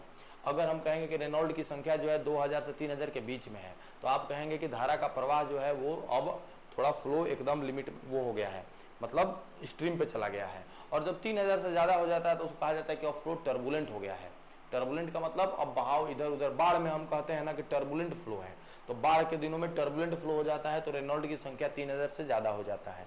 बाढ़ पता लगाया जाता है कि गंगा जी में बाढ़ आने वाला है कि नहीं आने वाला, कैसे, तो रेनॉल्ड की संख्या काउंट करके ही बताई जाती है। वहां पे पानी के बहाव में रेनॉल्ड संख्या पता की जाती है। मान लीजिए आ गया 2800, तो 2800 रेनॉल्ड की संख्या है, मतलब कि वो 3000 के करीब में है, मतलब वो तुरंत ही 3000 के पास पहुंच जाएगी। जैसे ही रेनॉल्ड संख्या 3000 के पास पहुंच जाएगी, पानी का बहाव रैंडम हो जाएगा, इधर हो जाएगा, टर्बुलेंट मतलब घातक साबित हो जाएगा। तो ऐसे में पानी का बहाव इधर उधर हो जाता है, तो वहां पे सूचना जारी कर दी जाती है कि आने वाले कुछ दिनों में यहाँ पर बाढ़ की आशंका है, तो आप लोग जगह को खाली कर दें। ये मतलब जो भी अपना प्रिकॉशंस लेने हैं आप ले लीजिए, इसी नंबर से बताई जाती है। तो रेनॉल्ड्स नंबर आप लोग समझ ही गए। रेनॉल्ड्स नंबर पे शायद बिहार ये जो भी पीएससी में है इस बार प्रश्न में पूछा था वही कि रेनॉल्ड्स संख्या जो होती है 3000 किसकी होती है, 2000 से 3000 के बीच में किसकी होती है। यहाँ पे देखो, a half wave plate produce a phase difference between ordinary and extra ordinary waves. देखो ऑर्डिनरी और अगर एक्स्ट्रा ऑर्डिनरी के बीच में, तो उनके बीच का जो फेज डिफरेंस होना चाहिए वो पाई होना चाहिए, 180 डिग्री का उनके बीच में फेज होना चाहिए। यहाँ पे बहुत आसान सवाल था, ये याद किया हुआ सवाल था सभी बच्चों को। यहाँ पे देखो, एक खिड़की में 10 सेंटीमीटर की दूरी पर धातु के छड़ लगे हुए हैं, वह निम्न तरंगों के लिए विवर्तन झिरी का कार्य कर सकती है। A window has parallel metal bars 10 centimetre apart. It can act as a diffraction. 1000 में 10 जोड़ दीजिए, 1000 में आप इस 10 को जोड़ दीजिए, आपका आ जाएगा 1010। यहाँ पर जो आ जाएगा बाबू इतना इतना इतना मेगा हर्ट्ज के माइक्रोवेव्स जनरेट हो सकते हैं यहाँ से। तो यहाँ पर सही आंसर हो जाएगा सी नंबर। यहाँ से सही आंसर क्या हो जाएगा बाबू, सी नंबर हो जाएगा। ठीक है, ओके। 28 के बाद 29 नंबर क्वेश्चन पे जरा पहुंचिए। क्या कह रहा है कि लाल रंग के प्रकाश के खतरे के निशान के रूप में क्यों रखा जाता है। Red light is used as danger. क्यों लाल रंग को क्यों रखा जाता है। देखो लाल रंग का सबसे बड़ी बात है कि इसका तरंग दैर्घ्य जो होता है बहुत ज्यादा होता है, और तरंग दैर्घ्य जब बहुत ज्यादा होता है तो ये दूर से दिखाई देगा। दूसरी बात, लॉर्ड रैले नाम के एक वैज्ञानिक थे जिन्होंने बोला था कि I बराबर 1/में लैम्डा का पावर 4, यानी कि तरंग दैर्घ्य जिसका ज्यादा होगा उसका प्रकीर्णन कम होगा, तरंग दैर्घ्य जिसका ज्यादा होगा उसका प्रकीर्णन कम होगा। प्रकीर्णन कम होगा मतलब बिखरेगा कम, स्ट्रेट दिखाई देगा। तो यहाँ पर दोनों में से जो भी दिखाई देगा आप कह दीजिए। लाल रंग का प्रकीर्णन कम होता है तो इसमें अल्पतम प्रकीर्णन होता है, ये आपका सही नंबर है। और भी है क्या, नेत्र के लिए सुगराई, बिल्कुल सुगराई नहीं होता है, नहीं नहीं नहीं नहीं कोई नहीं, ये ए नंबर करेक्ट आंसर है। यहाँ से आपका ए नंबर क्या होगा बाबू, करेक्ट आंसर होगा। ठीक है, कोई दिक्कत है, कोई दिक्कत तो बता दीजिए।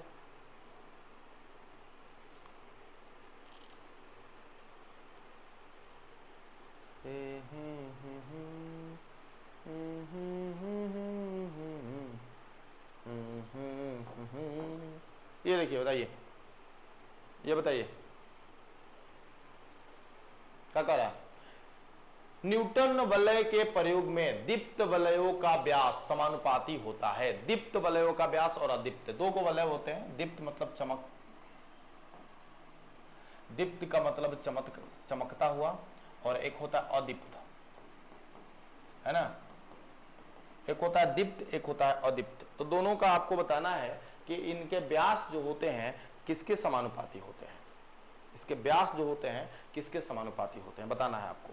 तो बाबू जो आपका दीप्त के लिए व्यास होता है वो nth ऑर्बिटल के लिए समानुपाती हो जाएगा √2n-1 के, वहीं पर अदीप्त के लिए जो होता है √n के हो जाएगा, है ना। तो आप बताइए यहाँ पर क्या हो जाएगा, सही आंसर कौन सा होना चाहिए। दीप्त और अदीप्त के लिए सही आंसर कौन सा होना चाहिए है। दीप्त वलयों के लिए होता है 2n-1। अगर यहाँ पर 1 रखेंगे तो 2 गुना 1 2 - 1 1 आ जाएगा। 2 रखेंगे तो 2 × 4 4 में से 1 गया 3 आ जाएगा। यानी कि जब भी ये आएगा वो विषम संख्या आएगा, और यहां पर जो आएगा वो सारे प्राकृतिक। अगर अदीप्त कह रहा होता, अगर अदीप्त कह रहा होता तो आप ये नंबर आंसर करते हैं, लेकिन दीप्त कह रहा है तो आपका ऑड नेचुरल नंबर बोलना पड़ेगा, आंसर नंबर भी बोलना पड़ेगा। ये बहुत बढ़िया चीज है डायमीटर निकालने का, ये आप याद रखेंगे, ये आप बाबू याद रखेंगे, इसको खूब बढ़िया से आप इसको याद रखिए, ठीक है। चलिए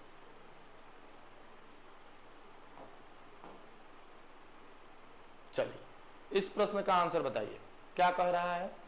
प्रकाश की अनुप्रस्थ प्रकृति का प्रायोगिक प्रमाण हमें किसके माध्यम से मिलता है? The experimental proof that light is a transverse wave may be obtained through, किसके द्वारा भाई?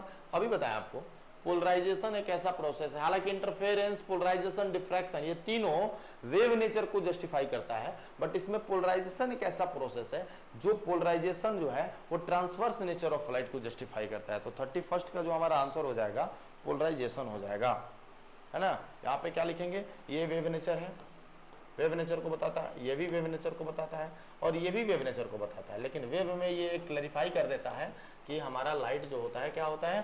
ट्रांसवर्स नेचर की होती है। हमारी लाइट जो होती है किस नेचर की होती है? ट्रांसवर्स नेचर की होती है। चल ये देखिए, कह रहा है कि एक विवर्तन झिर्रियों में 20,000 लाइनें हैं। बहुत बढ़िया, कितनी लाइनें हैं बाबू? 20,000 लाइनें हैं। अब जब 20,000 लाइनें हैं, प्रति इंच है, क्या है? प्रति इंच है, और 6,000 एंगस्ट्रॉम तरंग दैर्घ्य वाले प्रकाश का उच्चतम क्रम जो दिखाई पड़ना संभव है। इंग्लिश में पढ़िए इसको बाबू, इंग्लिश में पढ़िए, क्या करें इंग्लिश में? अ डिफ्रैक्शन ग्रेटिंग बास 20,000 लाइन्स पर इंच। एक इंच में कितना होता है? एक इंच में क्या सेंटीमीटर? एक इंच में क्या सेंटीमीटर बताओ जरा? एक इंच में तुम्हारा होता है 2.54 सेंटीमीटर, लिख लेना, ये आपको यहाँ पे काम देगा, है ना।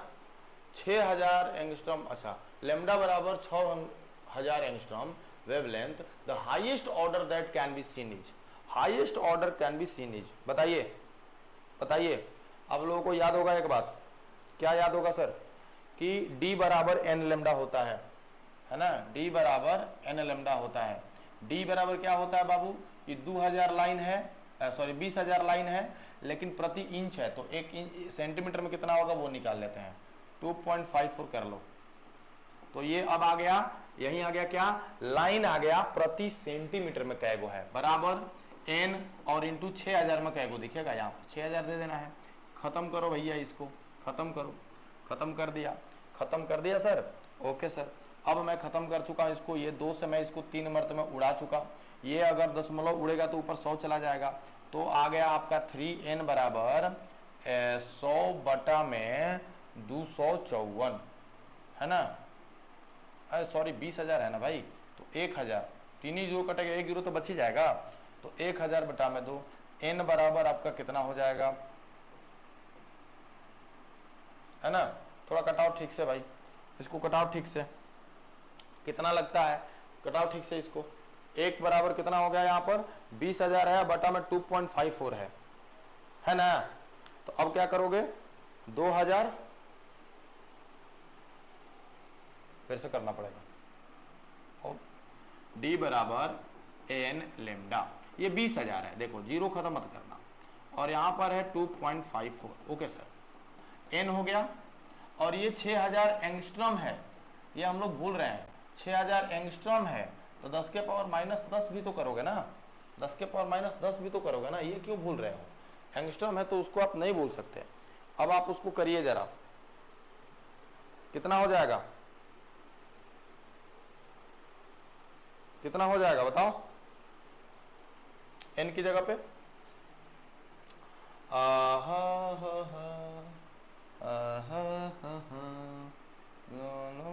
एक करो ना ऊपर, 1 2 और हो गई, तो हो गई 2 गुना 10 के पावर 3 और 3 हो गया 6, बटा में हो गया 254 n इंटू 6 इंटू 10 पावर -7, ठीक है, ओके। मुझे यहाँ से n की वैल्यू चाहिए, मुझे यहाँ से n की वैल्यू चाहिए, तो n की वैल्यू यहाँ से कैसे निकालेंगे, इन सबको नीचे भेजना पड़ेगा। So the value of n is 2 गुना 10 के पावर 6 है ना, अब बटा में हो गया 254 गुना 6 गुना 10 के पावर -7 है ना। सॉल्व करिए इसको, इनको सॉल्व करिए, और मुझे तो नहीं लगता कि इनमें से कोई भी ऐसे प्राप्त होने वाला है। सो आंसर नंबर क्या हो जाएगा, ई होना चाहिए। यहाँ पे आंसर नंबर कितना मिलना चाहिए, ई मिलना चाहिए। यहाँ से तो कोई होने वाला है नहीं, क्योंकि ये कट के सॉल्व करने के बाद तुमको 1 5 3 4 तो मिलने से रहे, देख लो कटा लो, नहीं मिलने वाला, तो ई हो जाएगा। व्यतिकरण सिद्ध करता है, इंटरफेरेंस प्रूफ्स। क्या प्रूफ करता है इंटरफेरेंस, वेव सिग्नेचर, तरंग की अनुप्रस्थ प्रकृति नहीं, तरंग की अनुदैर्ध्य प्रकृति नहीं, तरंग प्रकृति बिल्कुल हाँ, ये ठीक है। चलो 33 के बाद आ गया 34। ये देखो माइकेलसन स्टेलर का व्यतिकरण है ना, माइकेलसन स्टेलर इंटरफेरोमीटर इज यूज्ड। ये देखो क्या होता है ना कि ये हम लोग दो स्टार के बीच में कोणीय स्थिति को निकालने के लिए करते हैं। तो तारे का कोणीय व्यास निकालने के लिए आप इस्तेमाल करते हैं माइकलसन स्टेलर के व्यतिकरण का प्रयोग। तो बाबू यहां से आ जाएगा बी नंबर सही आंसर, ठीक है, यहां से सही आंसर बी हो जाएगा। ये देखो अब 25 सेंटीमीटर फोकस दूरी और 10 सेंटीमीटर द्वारा के पतले उत्तल लेंस के केंद्र पर 5 सेंटीमीटर द्वारा का एक छेद काटा गया है, लेंस की शक्ति कितनी होगी। भाई देखो छेद काटा गया, क्या काटा गया, खैर हमारी जो क्षमता होती है, लेंस की जो शक्ति होती है वो सिर्फ और सिर्फ फोकस दूरी पर निर्भर करती है। और यहाँ पर अगर सेंटीमीटर में है तो 100 से मल्टीप्लाई कर देना होता है। तो 1/f के जगह पर आप 25 सेंटीमीटर रख सकते हैं यहाँ, और 25 सेंटीमीटर मल्टीप्लाई बाई 100, ये खत्म 4 मर्त में, आपका हो गया 4 डायोप्टर आंसर। तो 4 डायोप्टर आंसर। अब देखो बीच में कितना सेंटीमीटर का छेद काटते हैं उससे फर्क नहीं पड़ता, शक्ति अप्रभावित रहेगी। आप 5 सेंटीमीटर का काट लो, 7 का काट लो, 8 का काट लो, फर्क नहीं पड़ता। यहाँ पर आपकी जो शक्ति होती है केवल फोकस दूरी पर निर्भर करती है, और वो हो जाएगी +4 dioptre, answer number B. Answer number कितना हो जाएगा गुरु, बी हो जाएगा। बताइए किसी को कोई दिक्कत है, बिल्कुल नहीं। चलिए नेक्स्ट क्वेश्चन क्या है हमारा, नेक्स्ट क्वेश्चन पर ध्यान दिया जाए, क्या कह रहा है। एक खगोलीय दूरबीन का छेद बड़ा क्यों होता है। एक खगोलीय दूरदर्शी जो होता है बाबू, उसमें दूरबीन का बड़ा इसलिए छेद रखा जाता है ताकि अधिक से अधिक प्रकाश उसमें प्रवेश कर सके, और जो भी दूर रखी हुई वस्तु है अगर धुरधुराहो लोग मतलब दिखाई दे रहा, धुंधला भी दिखाई अगर हमको दे रहा है, तो वो हमको स्पष्ट और उसका चमकीला फोटो बना पाए, है ना। और ये तभी हो सकता है जब उसकी विभेदन क्षमता को बढ़ाया जा सकता है। तो बाबू उच्च विभेदन के लिए हम लोग हाई रिजोल्यूशन के लिए हम लोग उसके छेद को बड़ा रखते हैं, ठीक है ना। यहां पर आंसर कौन सा हो जाएगा, बी हो जाएगा। नेक्स्ट अगला सवाल देखा जाए। एक पतले लेंस में द्विबिंदुओं की संख्या, nodal cardinal points the number of cardinal points in thin lens, है ना। देखो लेंस जो होते हैं दो होते हैं, एक होता है थिन और एक होता है थिक। थिन और थिक माने पतला और मोटा, पतला और मोटा। ये बड़ा आसान चीज है, और आपको कार्डिनल पॉइंट्स की संख्या बतानी है। क्या बतानी है बाबू, कार्डिनल्स की बतानी है। तो जो पतला लेंस होता है उसमें कार्डिनल की संख्या जो होती है, कार्डिनल पॉइंट्स की पतला में, है ना, कार्डिनल पॉइंट्स जो होते हैं 6 होते हैं, याद रखना है। और वहीं पर अगर मोटे के लिए बात कर दिया जाए तो जो आपका कार्डिनल नंबर्स होते हैं, कार्डिनल पॉइंट्स होते हैं, वो 2 होते हैं। कार्डिनल पॉइंट्स होते हैं 2 होते हैं। बहुत बार पीजीटी के एग्जाम में पूछ चुका है, तो ये आपको याद रखना होगा। तो यहाँ पे क्या पूछ रहा है, पतले लेंस के लिए कुल संख्या कितनी होगी। तो पतले लेंस के लिए 6 होगी, है ना। हाँ, डी नंबर आंसर 6 होगी, है ना। सही आंसर यहाँ से आ जाएगा 6।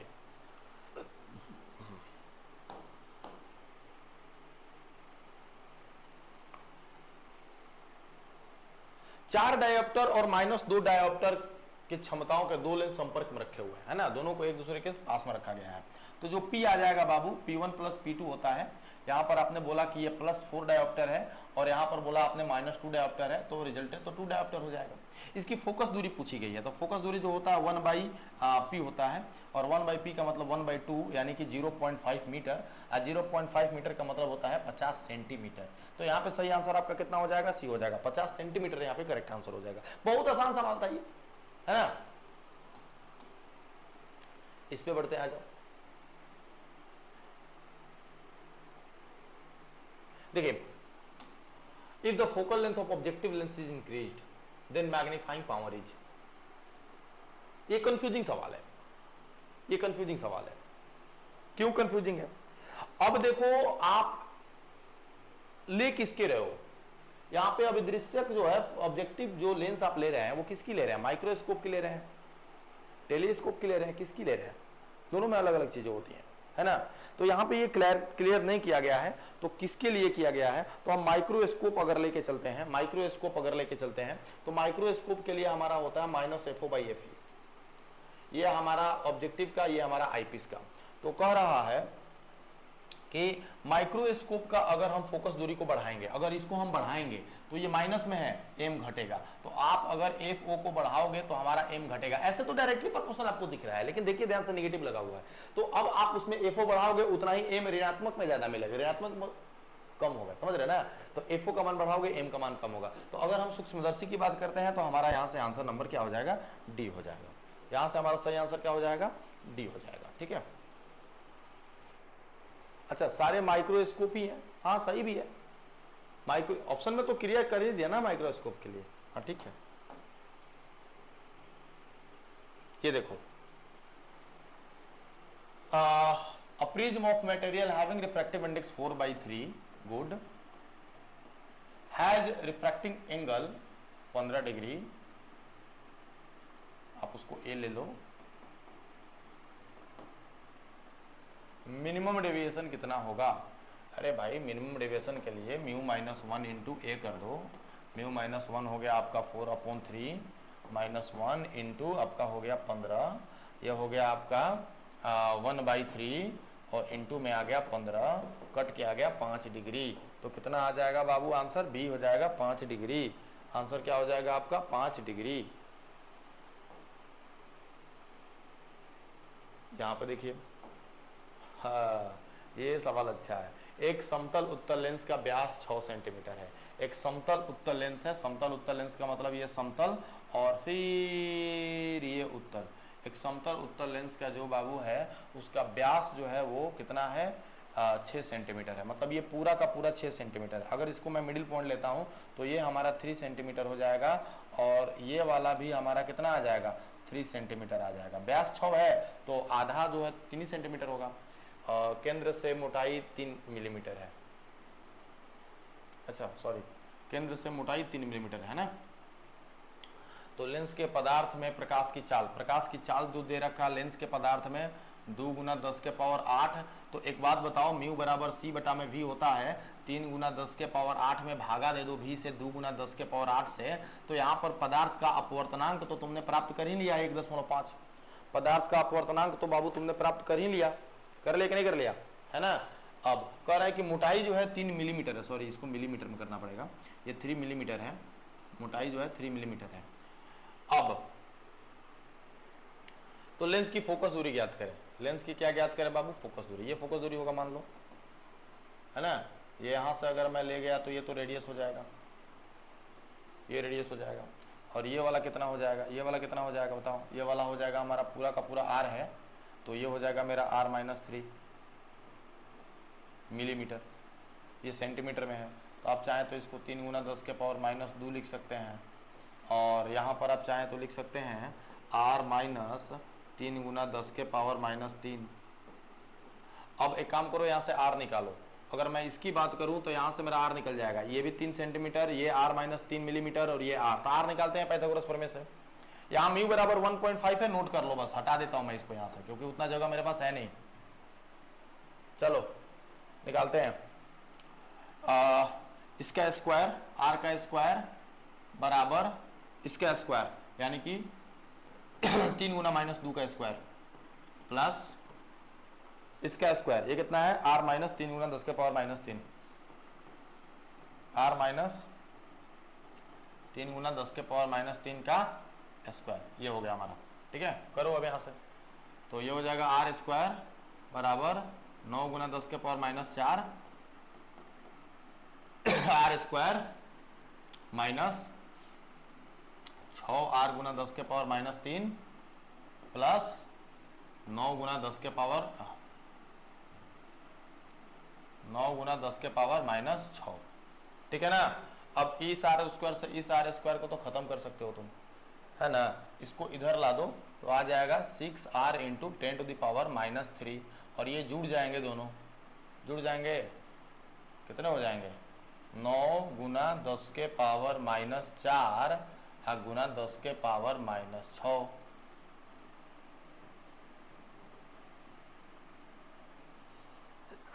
सिक्स आर गुना 10 के पावर माइनस 3 बराबर 9 गुना 10 के पावर माइनस 3 के कॉमन ले लो तो हैजा बच जाए 10 के पावर माइनस 1, हैजा बच जाए 10 के पावर माइनस 2, ठीक बा। अब हेकरा से हेकरा के खत्म कर दो, हो गई नो, हई हो जाए 2, हई हो जाए 3, तो आर बराबर आ गई 3/2 0.1 प्लस 0.01। तो हमरा बुझाता कि आर बराबर आ जाता है 3/2 गुना 0.11, है ना।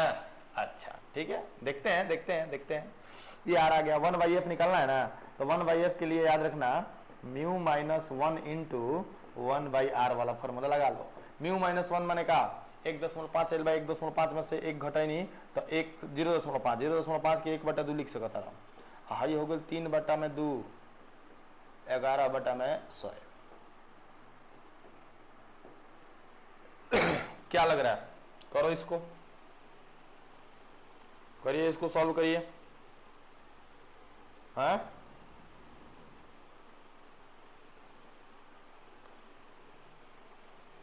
थोड़ा सा हम लोग ज्यादा कैलकुलेटिव कर दिया ना इसको, बहुत ज्यादा कैलकुलेटिव हो गया ना मीटर करने के चक्कर में।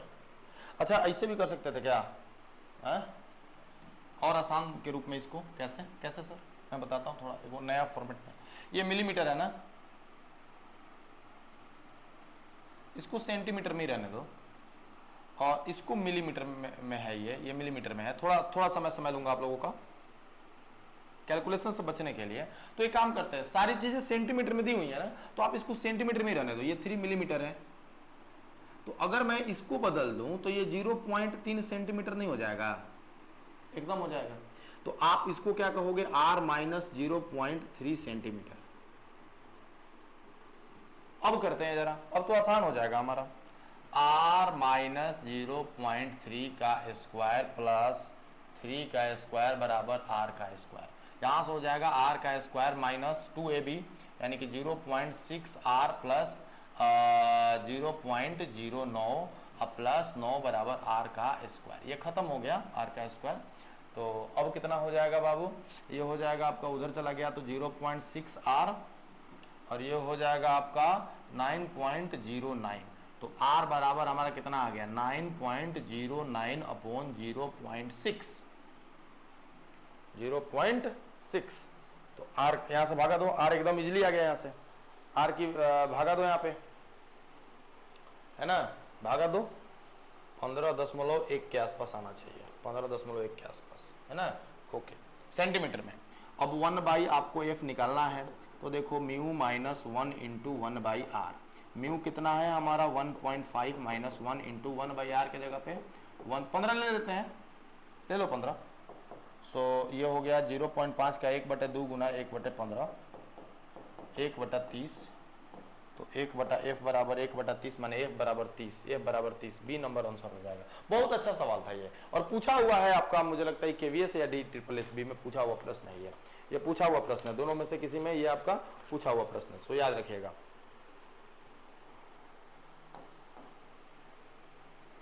आ जाइए, स्पेक्ट्रमी रेखाओं की मोटाई का क्या कारण, डॉपलर प्रभाव, याद रखना इस बात को बाबू। स्पेक्ट्रमी रेखाओं की मोटाई का कारण जो होता है डॉपलर का प्रभाव होता है। स्पेक्ट्रमी रेखाओं का जो मोटाई का कारण होता है डॉपलर का प्रभाव होता है। विक्षेपण परिवर्तन अपवर्तन जो होता है नहीं होता है, बल्कि डॉपलर का प्रभाव होता है।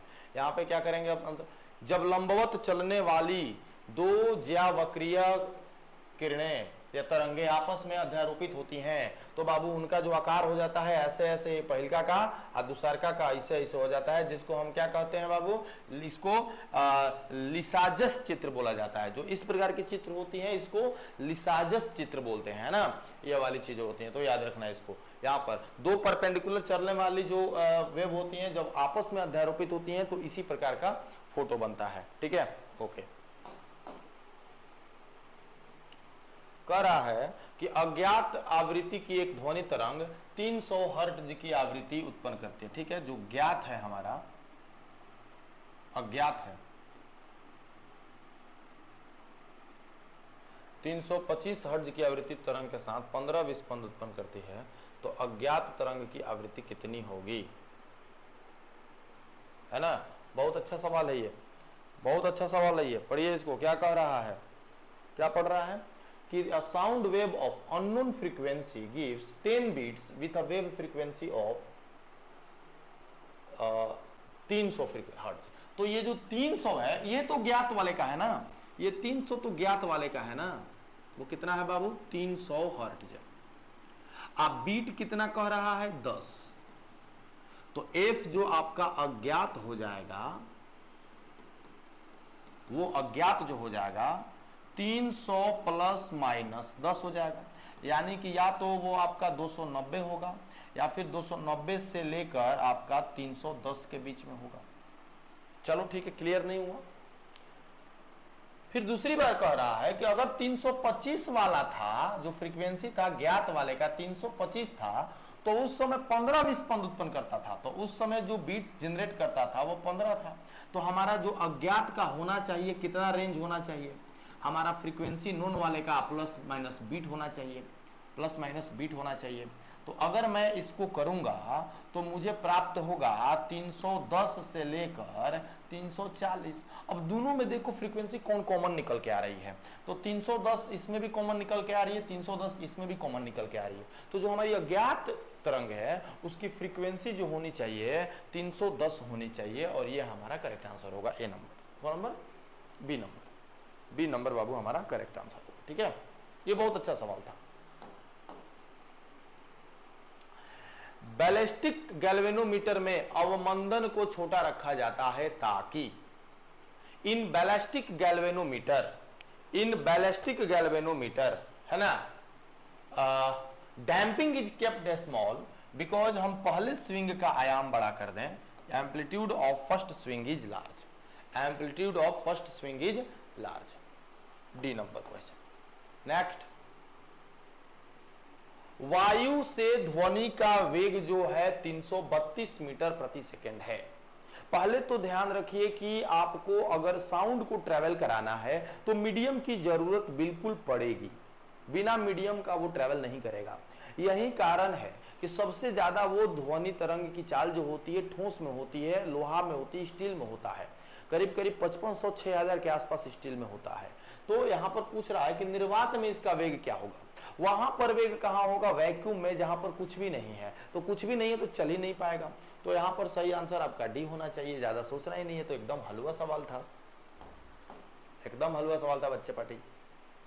देख भाई पार्टी, मेरे भाई दोस्त, मेरी जान, यहाँ पे देखो क्या कह रहा है कि in a standing wave of frequency 1000 cycle per second the distance between a node and adjacent ND node is 10 centimeter. The velocity of wave is 1000 चक्कर प्रति सेकंड आवृत्ति वाला, यहां पर आवृत्ति आपका 1000 दे दिया। किसी अप्रगामी तरंग में निस्पंद तथा निकटवर्ती प्रस्पंद के बीच की दूरी 10 सेंटीमीटर है। तरंग का वेग आप बताइए, तरंग का वेग आप बताइए। देखिए दोनों के बीच की दूरी जो होता है वो 10 सेंटीमीटर दिया हुआ है, और दोनों के बीच का जो दूरी होता है वो मैं बता देता हूं, तरंग दायरे का 1/4 होता है, क्योंकि 4 होते हैं एक तरंग दायरे में। सो लेमडा बाई 4 हो जाएगा। तो यहां से लेमडा जो हो जाएगा 40 सेंटीमीटर हो जाएगा। जो तरंग दायरे है बाबू वो 40 सेंटीमीटर हो जाएगा। तो तरंग का वेग निकालना है, तरंग क्या निकालना है? वेग निकालना है। तो तरंग का वेग निकालने के लिए आपको करना क्या है?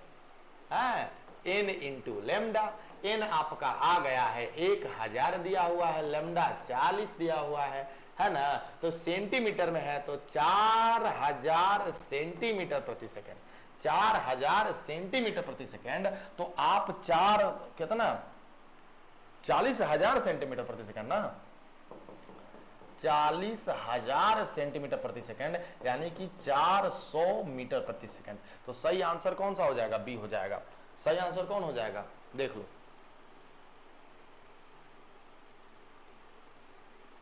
ठीक है, 400 मीटर प्रति सेकंड। कोई दिक्कत? याद रखना है कि एक तरंग दैर्घ्य में जो होता है 4 आपके जो होते हैं नोड और एंटीनोड आते हैं, है ना। तो 4 आ गए तो एक एंटीनोड और एक नोड के बीच की दूरी कितनी हो गई?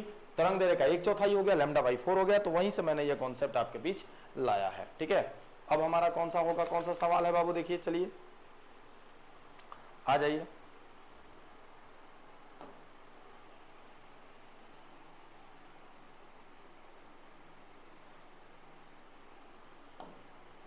देखिए, बेसिक जो यहां पर आपका होता है डिस्प्लेसमेंट रिप्रेजेंटेशन ऑफ इक्वेशन, जो डिस्प्लेसमेंट का रिप्रेजेंटेशन होता है ए कॉस ओमेगा टी माइनस के एक्स होता है, ये ओरिजिनल है। बट आपके पास क्या किया गया, ए कॉस ओमेगा टी प्लस के एक्स हुआ। ये तभी हुआ होगा जब यहां पर आपने x को निगेटिव लिया होगा, ये तभी ऐसा फॉर्म में आएगा। ये ओरिजिनल फॉर्म है, ये ओरिजिनल फॉर्म है, बट आपने इसको इस फॉर्म में किया। तो ये कैसे हुआ होगा? जब x के जगह पे आपने निगेटिव रखा होगा, ठीक है ना।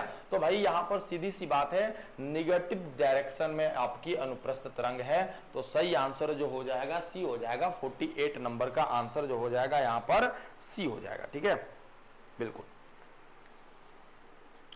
नेक्स्ट क्वेश्चन की तरफ बढ़ा जाए। नेक्स्ट क्वेश्चन क्या है? एक लोलक की प्रभावी लंबाई अनंत है।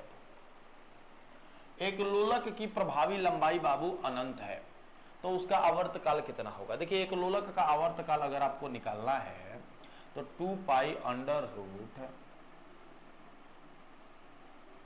क्या होता है जी? 2 पाई अंडर रूट कितना हो जाता है? 2 पाई अंडर रूट जी, है ना, यही ना पढ़े हो, 1/L + 1/R, यही होता फॉर्मूला। यही वाला था फॉर्मूला आपका कि t बराबर जो होता है 2 पाई अंडर रूट जी, और हम लोग ये पढ़ते थे जब हम लोग पृथ्वी की त्रिज्या को, अर्थ की त्रिज्या को हम लोग नेगलेक्ट कर देते हैं। लेकिन वास्तव में ये ऐसा होता है, ये बटा में तभी ये ऊपर चला जाता था और ये फॉर्मेट में आ जाता था। यहाँ पे कह रहा है क्योंकि बार इसको हम लोगों ने मतलब इनफाइनाइट कर दिया है। तो अब ये 2 पाई जी 1/इनफाइनाइट प्लस 1/R, तो ये तो 0 हो जाएगा 1/इनफाइनाइट। तो मेरे हिसाब से अब हो जाना चाहिए 2 पाई अंडर रूट R/G, ये बटा में आ रहा है, ऊपर चला जाएगा, ठीक है। तो 2 पाई और R हो गया 6400 किलोमीटर, यानी कि 6.4 गुना 10 के पावर 6 मीटर, और यहाँ पर हो जाएगा 9.8 मीटर पर सेकंड स्क्वायर, 9.8, ठीक है। अब यहाँ पे इसको सॉल्व वगैरह किया जाए, इनको सॉल्व वगैरह कीजिए। कैसे करेंगे, क्या लगता है आपको? है करो सबको रख के, तो आपका आ जाएगा 5074.99 सेकंड। इसको अब 60 से डिवाइड करो तो मिनट में आएगा, 60 से डिवाइड करोगे तो मिनट में आएगा, और इतना आ जाएगा तुम्हारा कितना? 84.6 मिनट, 84.6 मिनट, ठीक है, 84.6 मिनट। तो सही आंसर जो हो जाएगा डी हो जाएगा। चलिए स्क्रीनशॉट।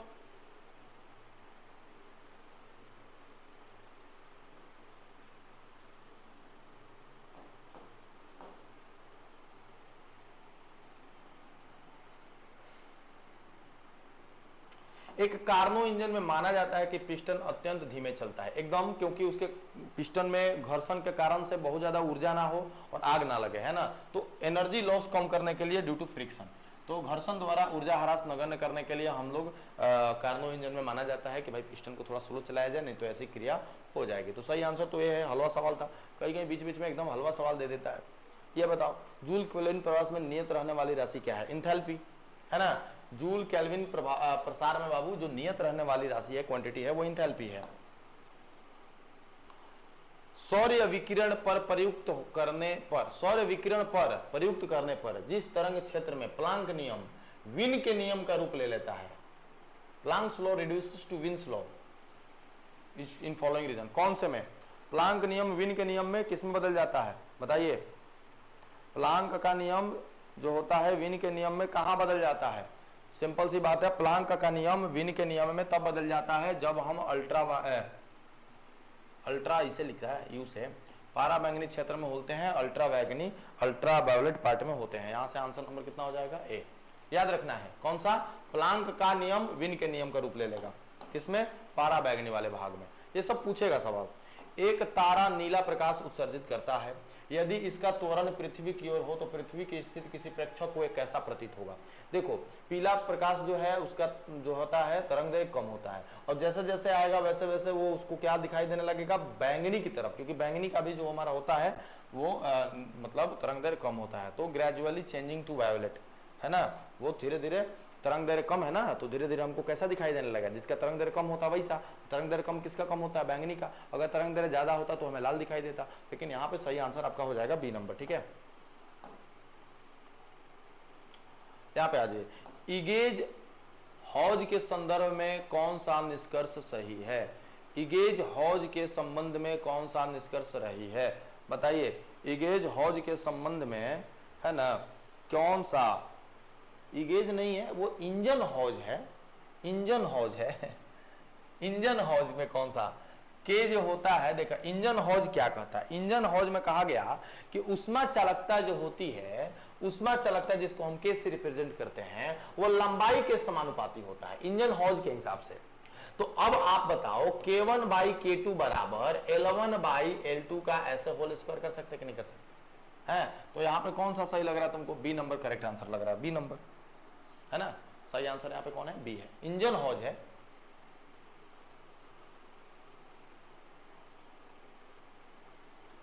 नेक्स्ट, एक ठोस लोहे को गर्म किया जाता है तो निम्न में से किस राशि में न्यूनतम वृद्धि होगी? देखिए सिंपल सी बात है, अगर ये गोला है ना, तो इसमें क्या क्या चीजें हो सकती है? आर हो सकता है, एक आर हो सकता है, एक इसका एरिया हो सकता है, इसका वॉल्यूम हो सकता है। ये तीनों चीज बदलने की आशंकाएं हैं। तो त्रिज्या तो आर है, एरिया जो होता है बाबू इसका 4 पाई आर स्क्वायर होगा, और ये होगा आपका 4/3 पाई आर क्यूब। तो यदि आप गर्म करते हो किसी भी लोहे को, चीज को, तो उसके रेडियस में अगर 1% की कमी आएगी या बढ़ोतरी होगी, तो इसमें r का स्क्वायर है तो ये 2%, ये r का पावर 3 है तो इसमें 3%। तो सबसे कम किस प्रतिशत में वृद्धि हुई? सबसे कम त्रिज्या में, और सबसे अधिक आयतन में, है ना। तो यहां पर सही आंसर आपका हो जाएगा त्रिज्या। अगर सबसे अधिक पुस्तक किस में वृद्धि होती तो आयतन में होती, सॉरी किस में होती? आयतन में होती। समझ गए ना बात को? तो ये हमारा कॉन्सेप्ट है कि अगर रेडियस में 1% की वृद्धि होती है तो रेडियस का जितना टाइम्स वो होगा उतना प्रतिशत होगा। जैसे रेडियस अगर 1%, ये अगर 2% होता तो ये एरिया कितना हो जाता?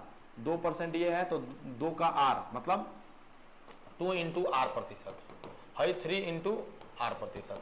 तो आपका अगर ये 2% होता तो ये 2 दूना 4, अगर ये तो 3 दूना 6%, ठीक है ना। तो सही सबसे ज्यादा सबसे कम किस में आया? ए में आया। ठीक है, चलिए 56 नंबर की तरफ बढ़ा जाए। जब पानी जमता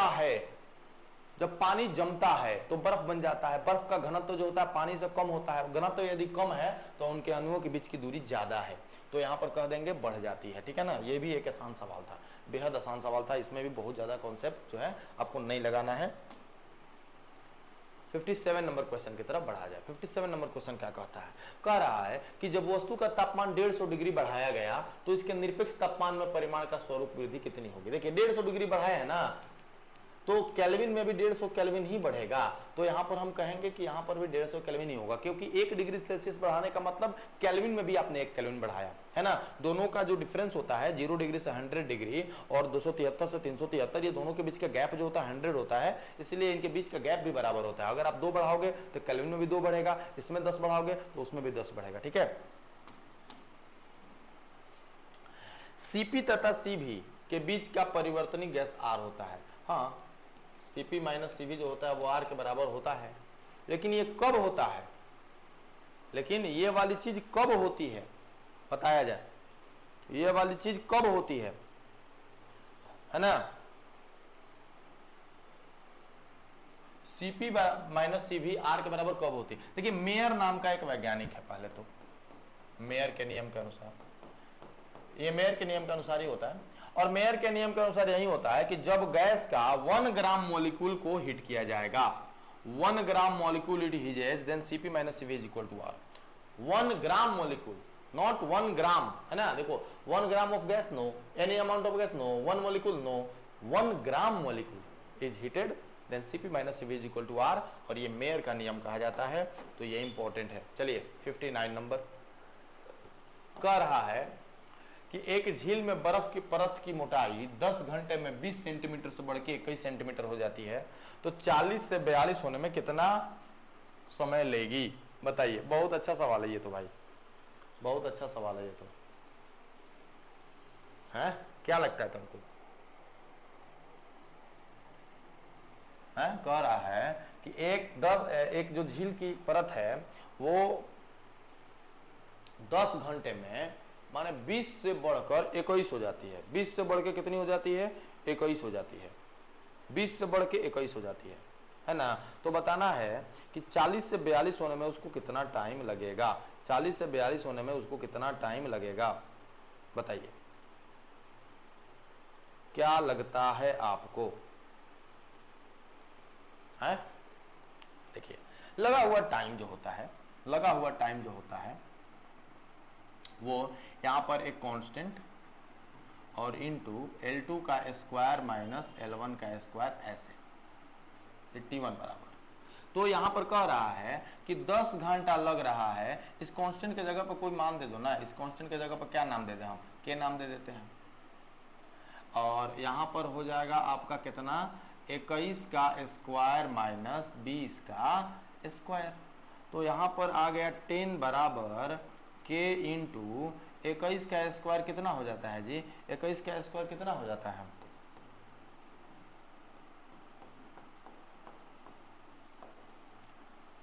है ना 441, गुड। अब माइनस 400 है ना। तो अब यहां से तुम k की वैल्यू निकाल सकते हो, 4/10 निकाल सकते हो।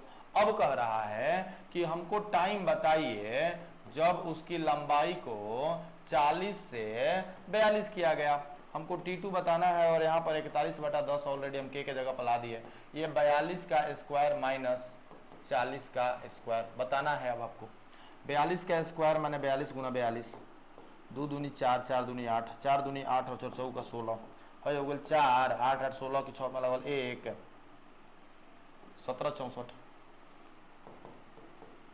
41/10 17 64 आ गुना 1600, तो हो गई 41/10 गुना 164, है ना। बताओ कितना लगेगा, कितना लगेगा, हैं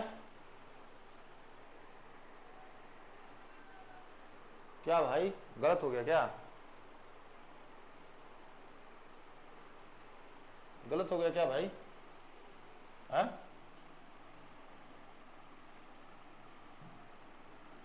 नहीं आएगा क्या, गलत कर दिया क्या हम लोग। ठीक है आ जाओ, T2 बराबर कोई दिक्कत नहीं है k इंटू 42 का स्क्वायर माइनस 40 का स्क्वायर, भागा दे देते इसको, हम कोई टी मान लो, चलो t बटा में k t बटा में 10 उतना बटा हतना बराबर k इंटू 42 का स्क्वायर माइनस 40 का स्क्वायर। अब बटा में k का k ले लेते हैं, और इसको भी यहाँ पर हम क्या खत्म करेंगे, 10 बराबर k इंटू 21 का स्क्वायर माइनस 20 का स्क्वायर, एक सेकेंड, 10 बराबर k इंटू 21 का स्क्वायर माइनस 20 का स्क्वायर, 21 का स्क्वायर माइनस 20 का स्क्वायर, के से के खत्म। अच्छा, ए स्क्वायर माइनस बी स्क्वायर पे है तो ए माइनस बी इंटू ए प्लस बी लिख सकते हैं। ए माइनस बी हो जाएगा आपका 42 माइनस 2 और ए प्लस बी कितना हो जाएगा 82 हो जाएगा।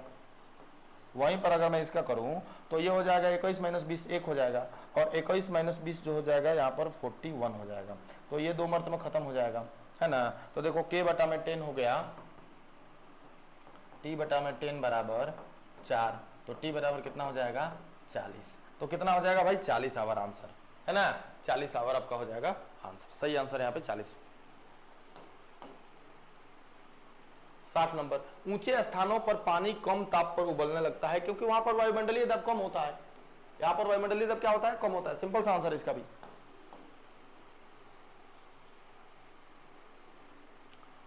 हाँ, the relation between pressure of the gas and it's total translational kinetic energy, है ना, total translation kinetic energy of the molecule per unit volume is. देखिए, दीवार पर जो हमारा चारों दीवारों पर जो प्रेशर लगाता है 1/3 रो वी स्क्वायर के बराबर प्रेशर लगाता है, और जो हमारा ट्रांसलेशनल काइनेटिक एनर्जी है वो 1/2 रो वी स्क्वायर के बराबर होती है। अब दोनों का रिलेशन पूछा है तो भागा दे देते हैं, ये और ये तो उड़ गए, 2 चला जाएगा ऊपर, तो P बटा में K इंटू ई जो होता है हमारा 2/3 ई होता है। तो P बराबर कितना हो जाएगा 2/3 इंटू के ई के बराबर हो जाएगा। के ई को ऑप्शन में ई बोला है तो 2/3 ई के बराबर हो जाएगा। तो P जो हो जाएगा 2/3 ई के बराबर हो जाएगा। ए नंबर, ये भी आसान सवाल था। ये है आपका, अगर कोई वाटर को हमने टैंक में रखा है तो ये टैंक जो पानी है वो टैंक के चारों दीवारों पे इतना प्रेशर लगाता है, और उसकी काइनेटिक एनर्जी जो होती है, ये सारे पर यूनिट की वॉल्यूम की होती है। अगर पर यूनिट नहीं होता तो सब जगह एमएम हो जाएगा, है ना। चलिए, 61 नंबर सवाल हो गया। 62 नंबर सवाल पे हम आ जाते हैं। हमारा 62 नंबर सवाल क्या है, कह रहा है कि निम्न ताप पर ठोस के जालक की विशिष्ट ऊष्मा उसके तापमान के घन के समानुपाती होता है। ये बात भी आपको याद रखना है। ए नंबर यहां से करेक्ट हिसाब से, जो हमारा जो जालक की विशिष्ट ऊष्मा है वो उसके जो परम ताप होता है उसके घन के समानुपाती होता है, क्यूब के डायरेक्टली प्रोपोर्शनल होता है। तो हमारा ए डायरेक्टली प्रोपोर्शनल टू टी का पावर 3 हो जाएगा यहां से, है ना। चलिए,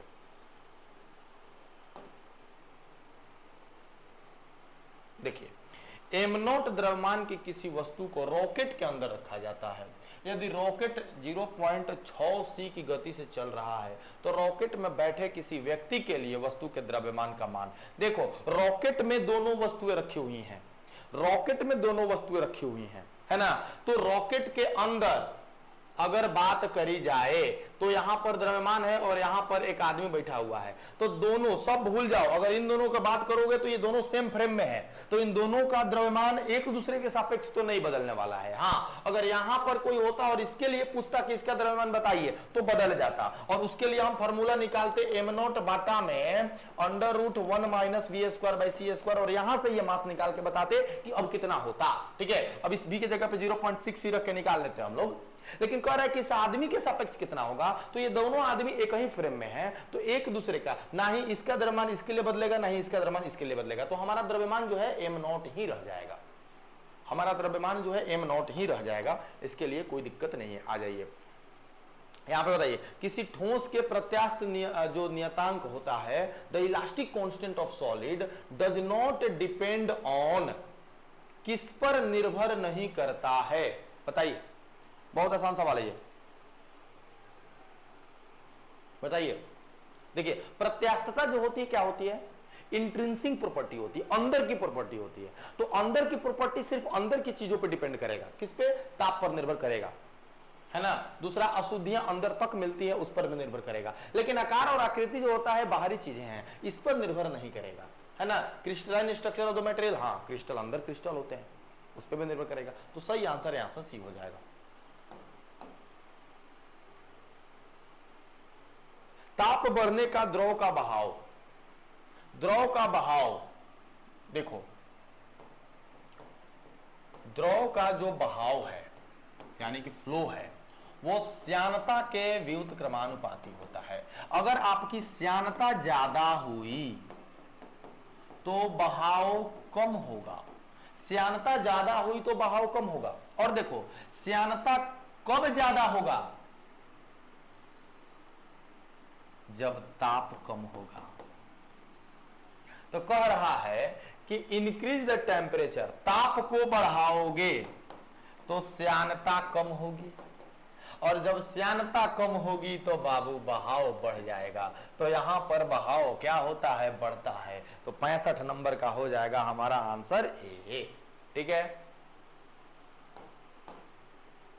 66 नंबर पे आते हैं। एक छल्ला है, एक डिस्क है, एक ठोस गोला है ना। क्या है बाबू, एक रिंग है, फिर उसके बाद कह रहा है एक डिस्क है, फिर कह रहा है बाबू एक सॉलिड स्फीयर है, फिर कह रहा है कि एक स्फेरिकल सेल है। मतलब स्फेरिकल सेल का मतलब भीतर से खाली, सबका मास और रेडियस बराबर है। तो बताना है अब आपको, क्या बताना है, देखिए सवाल पढ़िए। कह रहा है कि बताइए इनके केंद्र के परितः, मतलब अकॉर्डिंग टू, मतलब इनका जो एक्सिस है, सेंट्रल एक्सिस, उसके along highest moment of inertia कितना होगा। Oh my God, highest moment of inertia कितना होगा बताइए। कोई जाता है, कोई जानता है भाई? है? देखो सबसे पहले मैं बताता हूं, रिंग है तो एम आर स्क्वायर, रिंग है तो M R square by, sorry disc है तो M R square by 2, solid sphere है तो 2/5 एम आर स्क्वायर, और अगर स्फेरिकल है तो 2/3 एम आर स्क्वायर। ये रट्टा मारने वाला चीज है भाई, 11th क्लास का रोटेशनल माइंड है ना। अब बताओ कि इसमें कौन सा सबसे ज्यादा है, तो रिंग का हमको सबसे ज्यादा लग रहा है, तो हमारा आंसर यहाँ पे हो जाएगा। बाकी ये सब याद कर लेना, बाकी ये सब याद कर लेना, पूछेगा, ये सब पक्का याद करना पड़ेगा भाई। 67, एक सरल आवर्त गति का आयाम a है तथा उसका जो हमारा आवर्त काल है वो t है, तो अधिकतम तत्कालिक वेग कितना होगा। देखिए वेग जो होता है दूरी बाटा में समय होता है, लेकिन कह रहा है कि इसका आयाम a के बराबर है, तो v बराबर 2πa/t आप करिए यहाँ से 2πa/t, और सही आंसर यहाँ से a लगा कर निकल लीजिए, है कि नहीं। एकदम आसान सवाल है। 80 सवाल थोड़ा ज्यादा हो जा रहा है मेरे हिसाब से, इसको थोड़ा सा शिफ्ट वाइज करना पड़ेगा। 40 सवाल 40-40 के शिफ्ट में करना पड़ेगा, नहीं है ना, बहुत लंबा सेशन हो जा रहा है, तो इसको थोड़ा अगली बार वाला में किया जाएगा। बताइए यहाँ पर क्या कर रहा है। बाहरी बल द्वारा एक पिंड पर किया गया कार्य उसमें परिवर्तन लाने का योगदान करता है। The work done on a body by external force contribute to change its kinetic energy. Work energy theorem की बात कर रहा है कि किसी भी बॉडी को एक जगह से दूसरे जगह तक आप ले जाते हैं तो उसके गतिज ऊर्जा में जो परिवर्तन होता है वो किए गए कार्य के बराबर होता है, और इसी को कार्य ऊर्जा सिद्धांत कहते हैं, वर्क एनर्जी थ्योरम कहते हैं। समझ रहे बात को गुरु? क्लियर है? चलिए बहुत बढ़िया। आइए, वातावरण में उपस्थित ढेर सारी गैसों के पृथ्वी के आसपास बने रहने का क्या कारण है। देखिए वो पृथ्वी के आसपास बने रहती हैं क्योंकि उनके पास द्रव्यमान होता है, और सारे द्रव्यमान वाली चीजें गुरुत्वाकर्षण के कारण से बंधी हुई होती हैं, तो सही आंसर तो यहाँ पे गुरुत्वाकर्षण। बहुत सारे लोग कंफ्यूज होकर चुंबकीय क्षेत्र मारेंगे, तो चुंबकीय क्षेत्र आवेश को खींचता है ना, धूल कण को नहीं ना खींचेगा। अब कहिएगा कि धूल कण घर्षण के कारण से आवेशित नहीं हो रहा, तो हाँ ये भी एक रीजन हो सकता है, बट ज्यादा डोमिनेट करने वाला रीजन जो होता है ग्रेविटेशनल होता है, ग्रेविटी होता है ना। तो यहाँ पे सही आंसर डी हो जाएगा। 70 नंबर क्वेश्चन की बात करते हैं। एक कण जिसकी स्थिति ऊर्जा किसी बिंदु पर r और ur है, F कार्य कर रहा है, यदि F संरक्षी बल है, कंजर्वेटिव फोर्स है, तो कंजर्वेटिव फोर्स के लिए आप याद रखना बाबू, ये डेल्टा क्रॉस जो हमारा F होता है वो 0 होता है, ये हमारा 0 होता है फॉर कंजर्वेटिव फोर्स। याद रखिए, इसको आप याद रख लीजिएगा। ये हो सकता है कि आपके एग्जाम में स्टेट में पक्का दिखे, बीपीएससी में दिखे ना दिखे, स्टेट में दिखेगा, बट बीपीएससी में भी इसके चांस बन रहा है।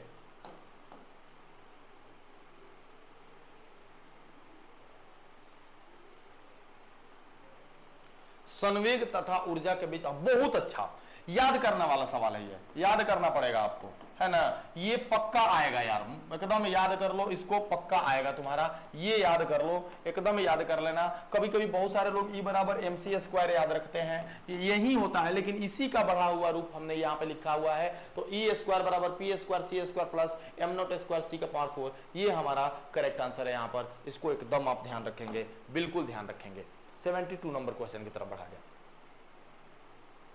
At what distance from mean position the kinetic energy in simple harmonic oscillator is equal to its potential energy? सबसे पहले तो जानना होता है कि सिंपल हार्मोनिक मोशन में काइनेटिक एनर्जी और पोटेंशियल एनर्जी दोनों होते कितना है ना। आइए मैं बताता हूं आपको, पहले काइनेटिक एनर्जी की बात करते हैं। कोई बताएगा, कमेंट करेगा, कोई कमेंट करेगा कितना होता है, क्या है? नहीं, देखते हैं। चलिए, काइनेटिक एनर्जी कितनी होती है? काइनेटिक एनर्जी जो होती है हमारी, सबसे पहले 1/2 m⍵² a² माइनस x² होता है, और जो स्थितिज ऊर्जा होती है वो 1/2 m⍵² x² होता है। कह रहा है कि दोनों को बराबर करिए, करते हैं दोनों को बराबर, ठीक है ना, दोनों को बराबर करते हैं।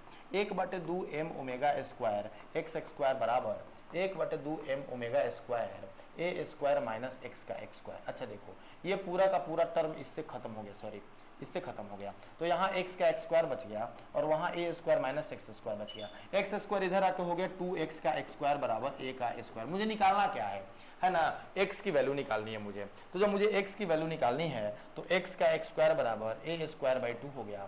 सो x बराबर कितना हो जाएगा, a/√2 हो जाएगा।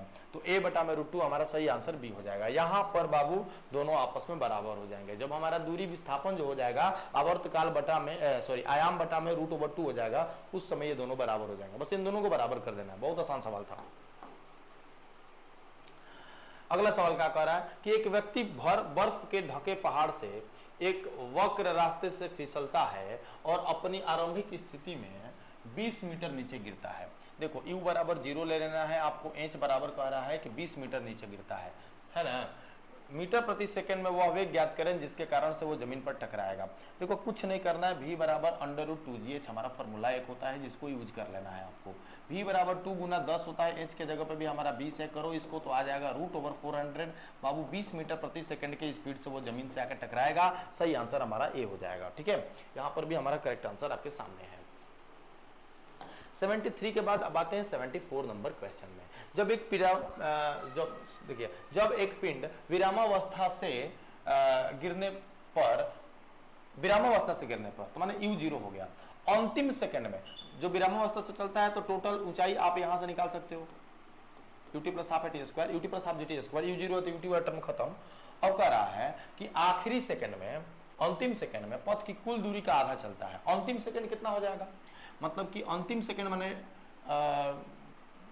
टी सेकंड, टी सेकंड ही अंतिम होगा ना, तो उसमें आधा चलता है h का। तो h/2 बराबर ut प्लस 1/2 इंटू कितना हो जाता है, u प्लस ut क्या है, u प्लस 2n-1 इंटू कितना हो जाता है। अंतिम सेकंड का मतलब क्या समझ रहे हो, अंतिम सेकंड का मतलब क्या समझ रहे हो, कॉन्सेप्ट अंतिम सेकंड का क्या है। अंतिम सेकंड में कह रहा है if an object travels half it's total path in the last second of its fall from rest. Last second में, है ना, लास्ट सेकंड में, है ना, लास्ट सेकंड कौन है, जैसे 20 सेकंड है तो अंतिम सेकंड कौन है, माने 19वां के बाद से वो अंतिम सेकंड t-1 के बराबर हो जाएगा। तो अंतिम सेकंड जो हो जाएगा वो यहां से देख लो, h/2 जो हो जाएगा वो 1/2 g इंटू t-1 के स्क्वायर के बराबर हो जाएगा, है ना। तो अब h के जगह पे यहाँ पे आप क्या करोगे, खत्म करो इसको, h बराबर हो जाएगा g इंटू t-1 का स्क्वायर। अब h के जगह पे 1/2 इंटू gt स्क्वायर रखो,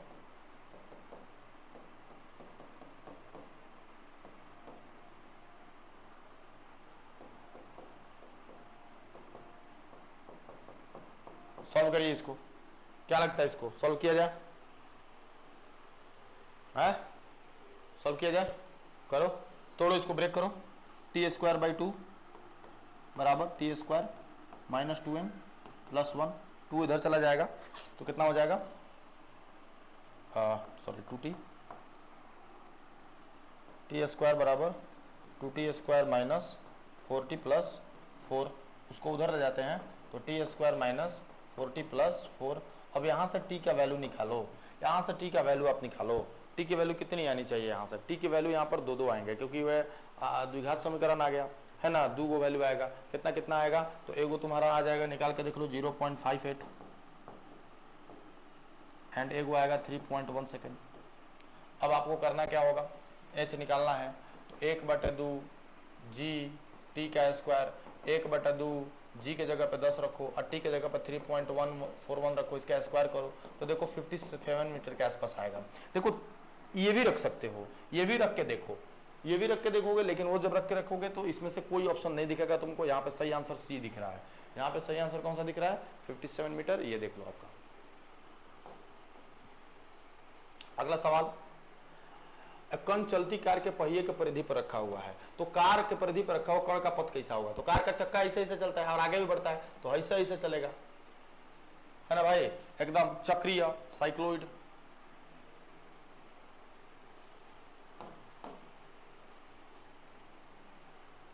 एक केजी द्रव्यमान के एक पिंड को 2 मीटर 2 सेकंड में 20 से 30 बदलने के लिए कितने बल की आवश्यकता होगी। ओहो, ये निकाल लो, पहले ये निकाल लो, v माइनस 20/2 है ना, 5 आ गया।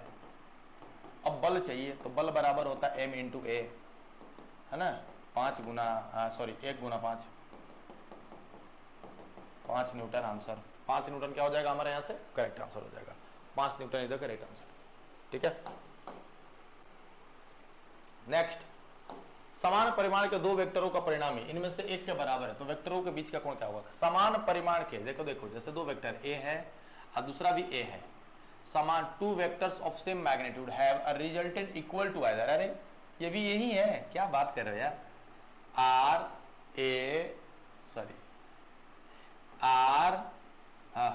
2 वेक्टर है, एक ए है, एक बी है और एक आर है, तीनों का परिमाण आपस में बराबर है, ये तो 120 डिग्री होना चाहिए, चलो बराबर है, तो बताओ एंगल कितना होगा। देखो अगर मैं बोलूं कि vector A plus vector B बराबर वेक्टर आर है, तो दोनों को मोड में ले लो, तो ले लोगे तो यहां पर आ जाएगा under root a square plus b square plus 2ab cos theta बराबर आर।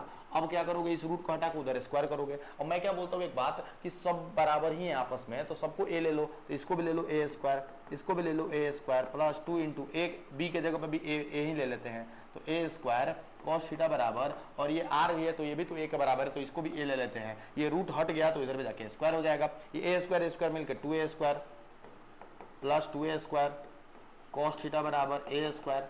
अब देख भाई 2a square cos theta, 2a square cos theta बराबर a स्क्वायर है और 2a स्क्वायर जाकर उधर से माइनस हो गया, a square minus 2a square जाकर उधर से हो गया, तो देखो अब 2a स्क्वायर cos थीटा बराबर माइनस a स्क्वायर, खत्म कर दो, cos थीटा बराबर आ गया आपका माइनस 1/2, यानी कि थीटा बराबर 120 डिग्री पॉसिबल है। तो यहाँ पर थीटा की वैल्यू आपका 120 डिग्री होगा, यहाँ पर थीटा की वैल्यू कितनी होगी आपको, 120 डिग्री होगी। चलिए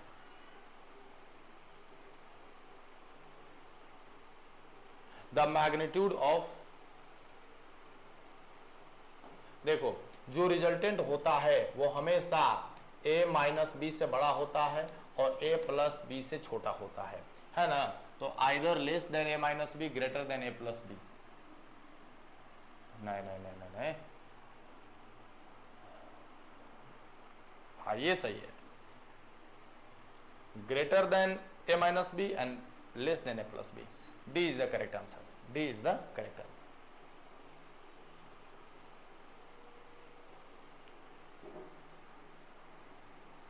ईटा जो है आपका दिया हुआ है ml -1 t -1, कौन सा सही है रिलेशन इसमें से, तो देख लो किसका आपका मतलब इसके बराबर आ रहा है। भाई एरिया है तो एल स्क्वायर, अभी हो गया LT -1 और ये हो गया t, तो ये तो होगा नहीं, गलत हो गया, एरिया है एल स्क्वायर, टी हो गया टी और ये हो गया LT -1, m है ही नहीं, खत्म हो जाएगा इसमें, क्या लग रहा है भाई? Which of the following is correct? कौन करेक्ट लग रहा है? Which of the following is correct? Which of the following is correct?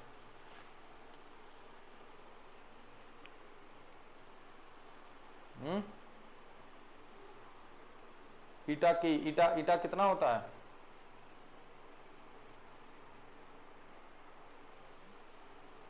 ईटा का दिया हुआ है ml-1t-1, v is velocity, dt by d।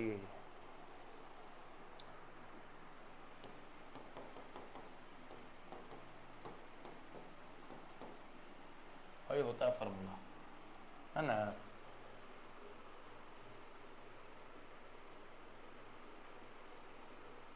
इसमें कुछ छूट रहा है यार, इसमें कुछ छूट रहा है। अभी तो इसके हिसाब से ई होना चाहिए, ई होना चाहिए, इसमें कुछ छूट रहा है।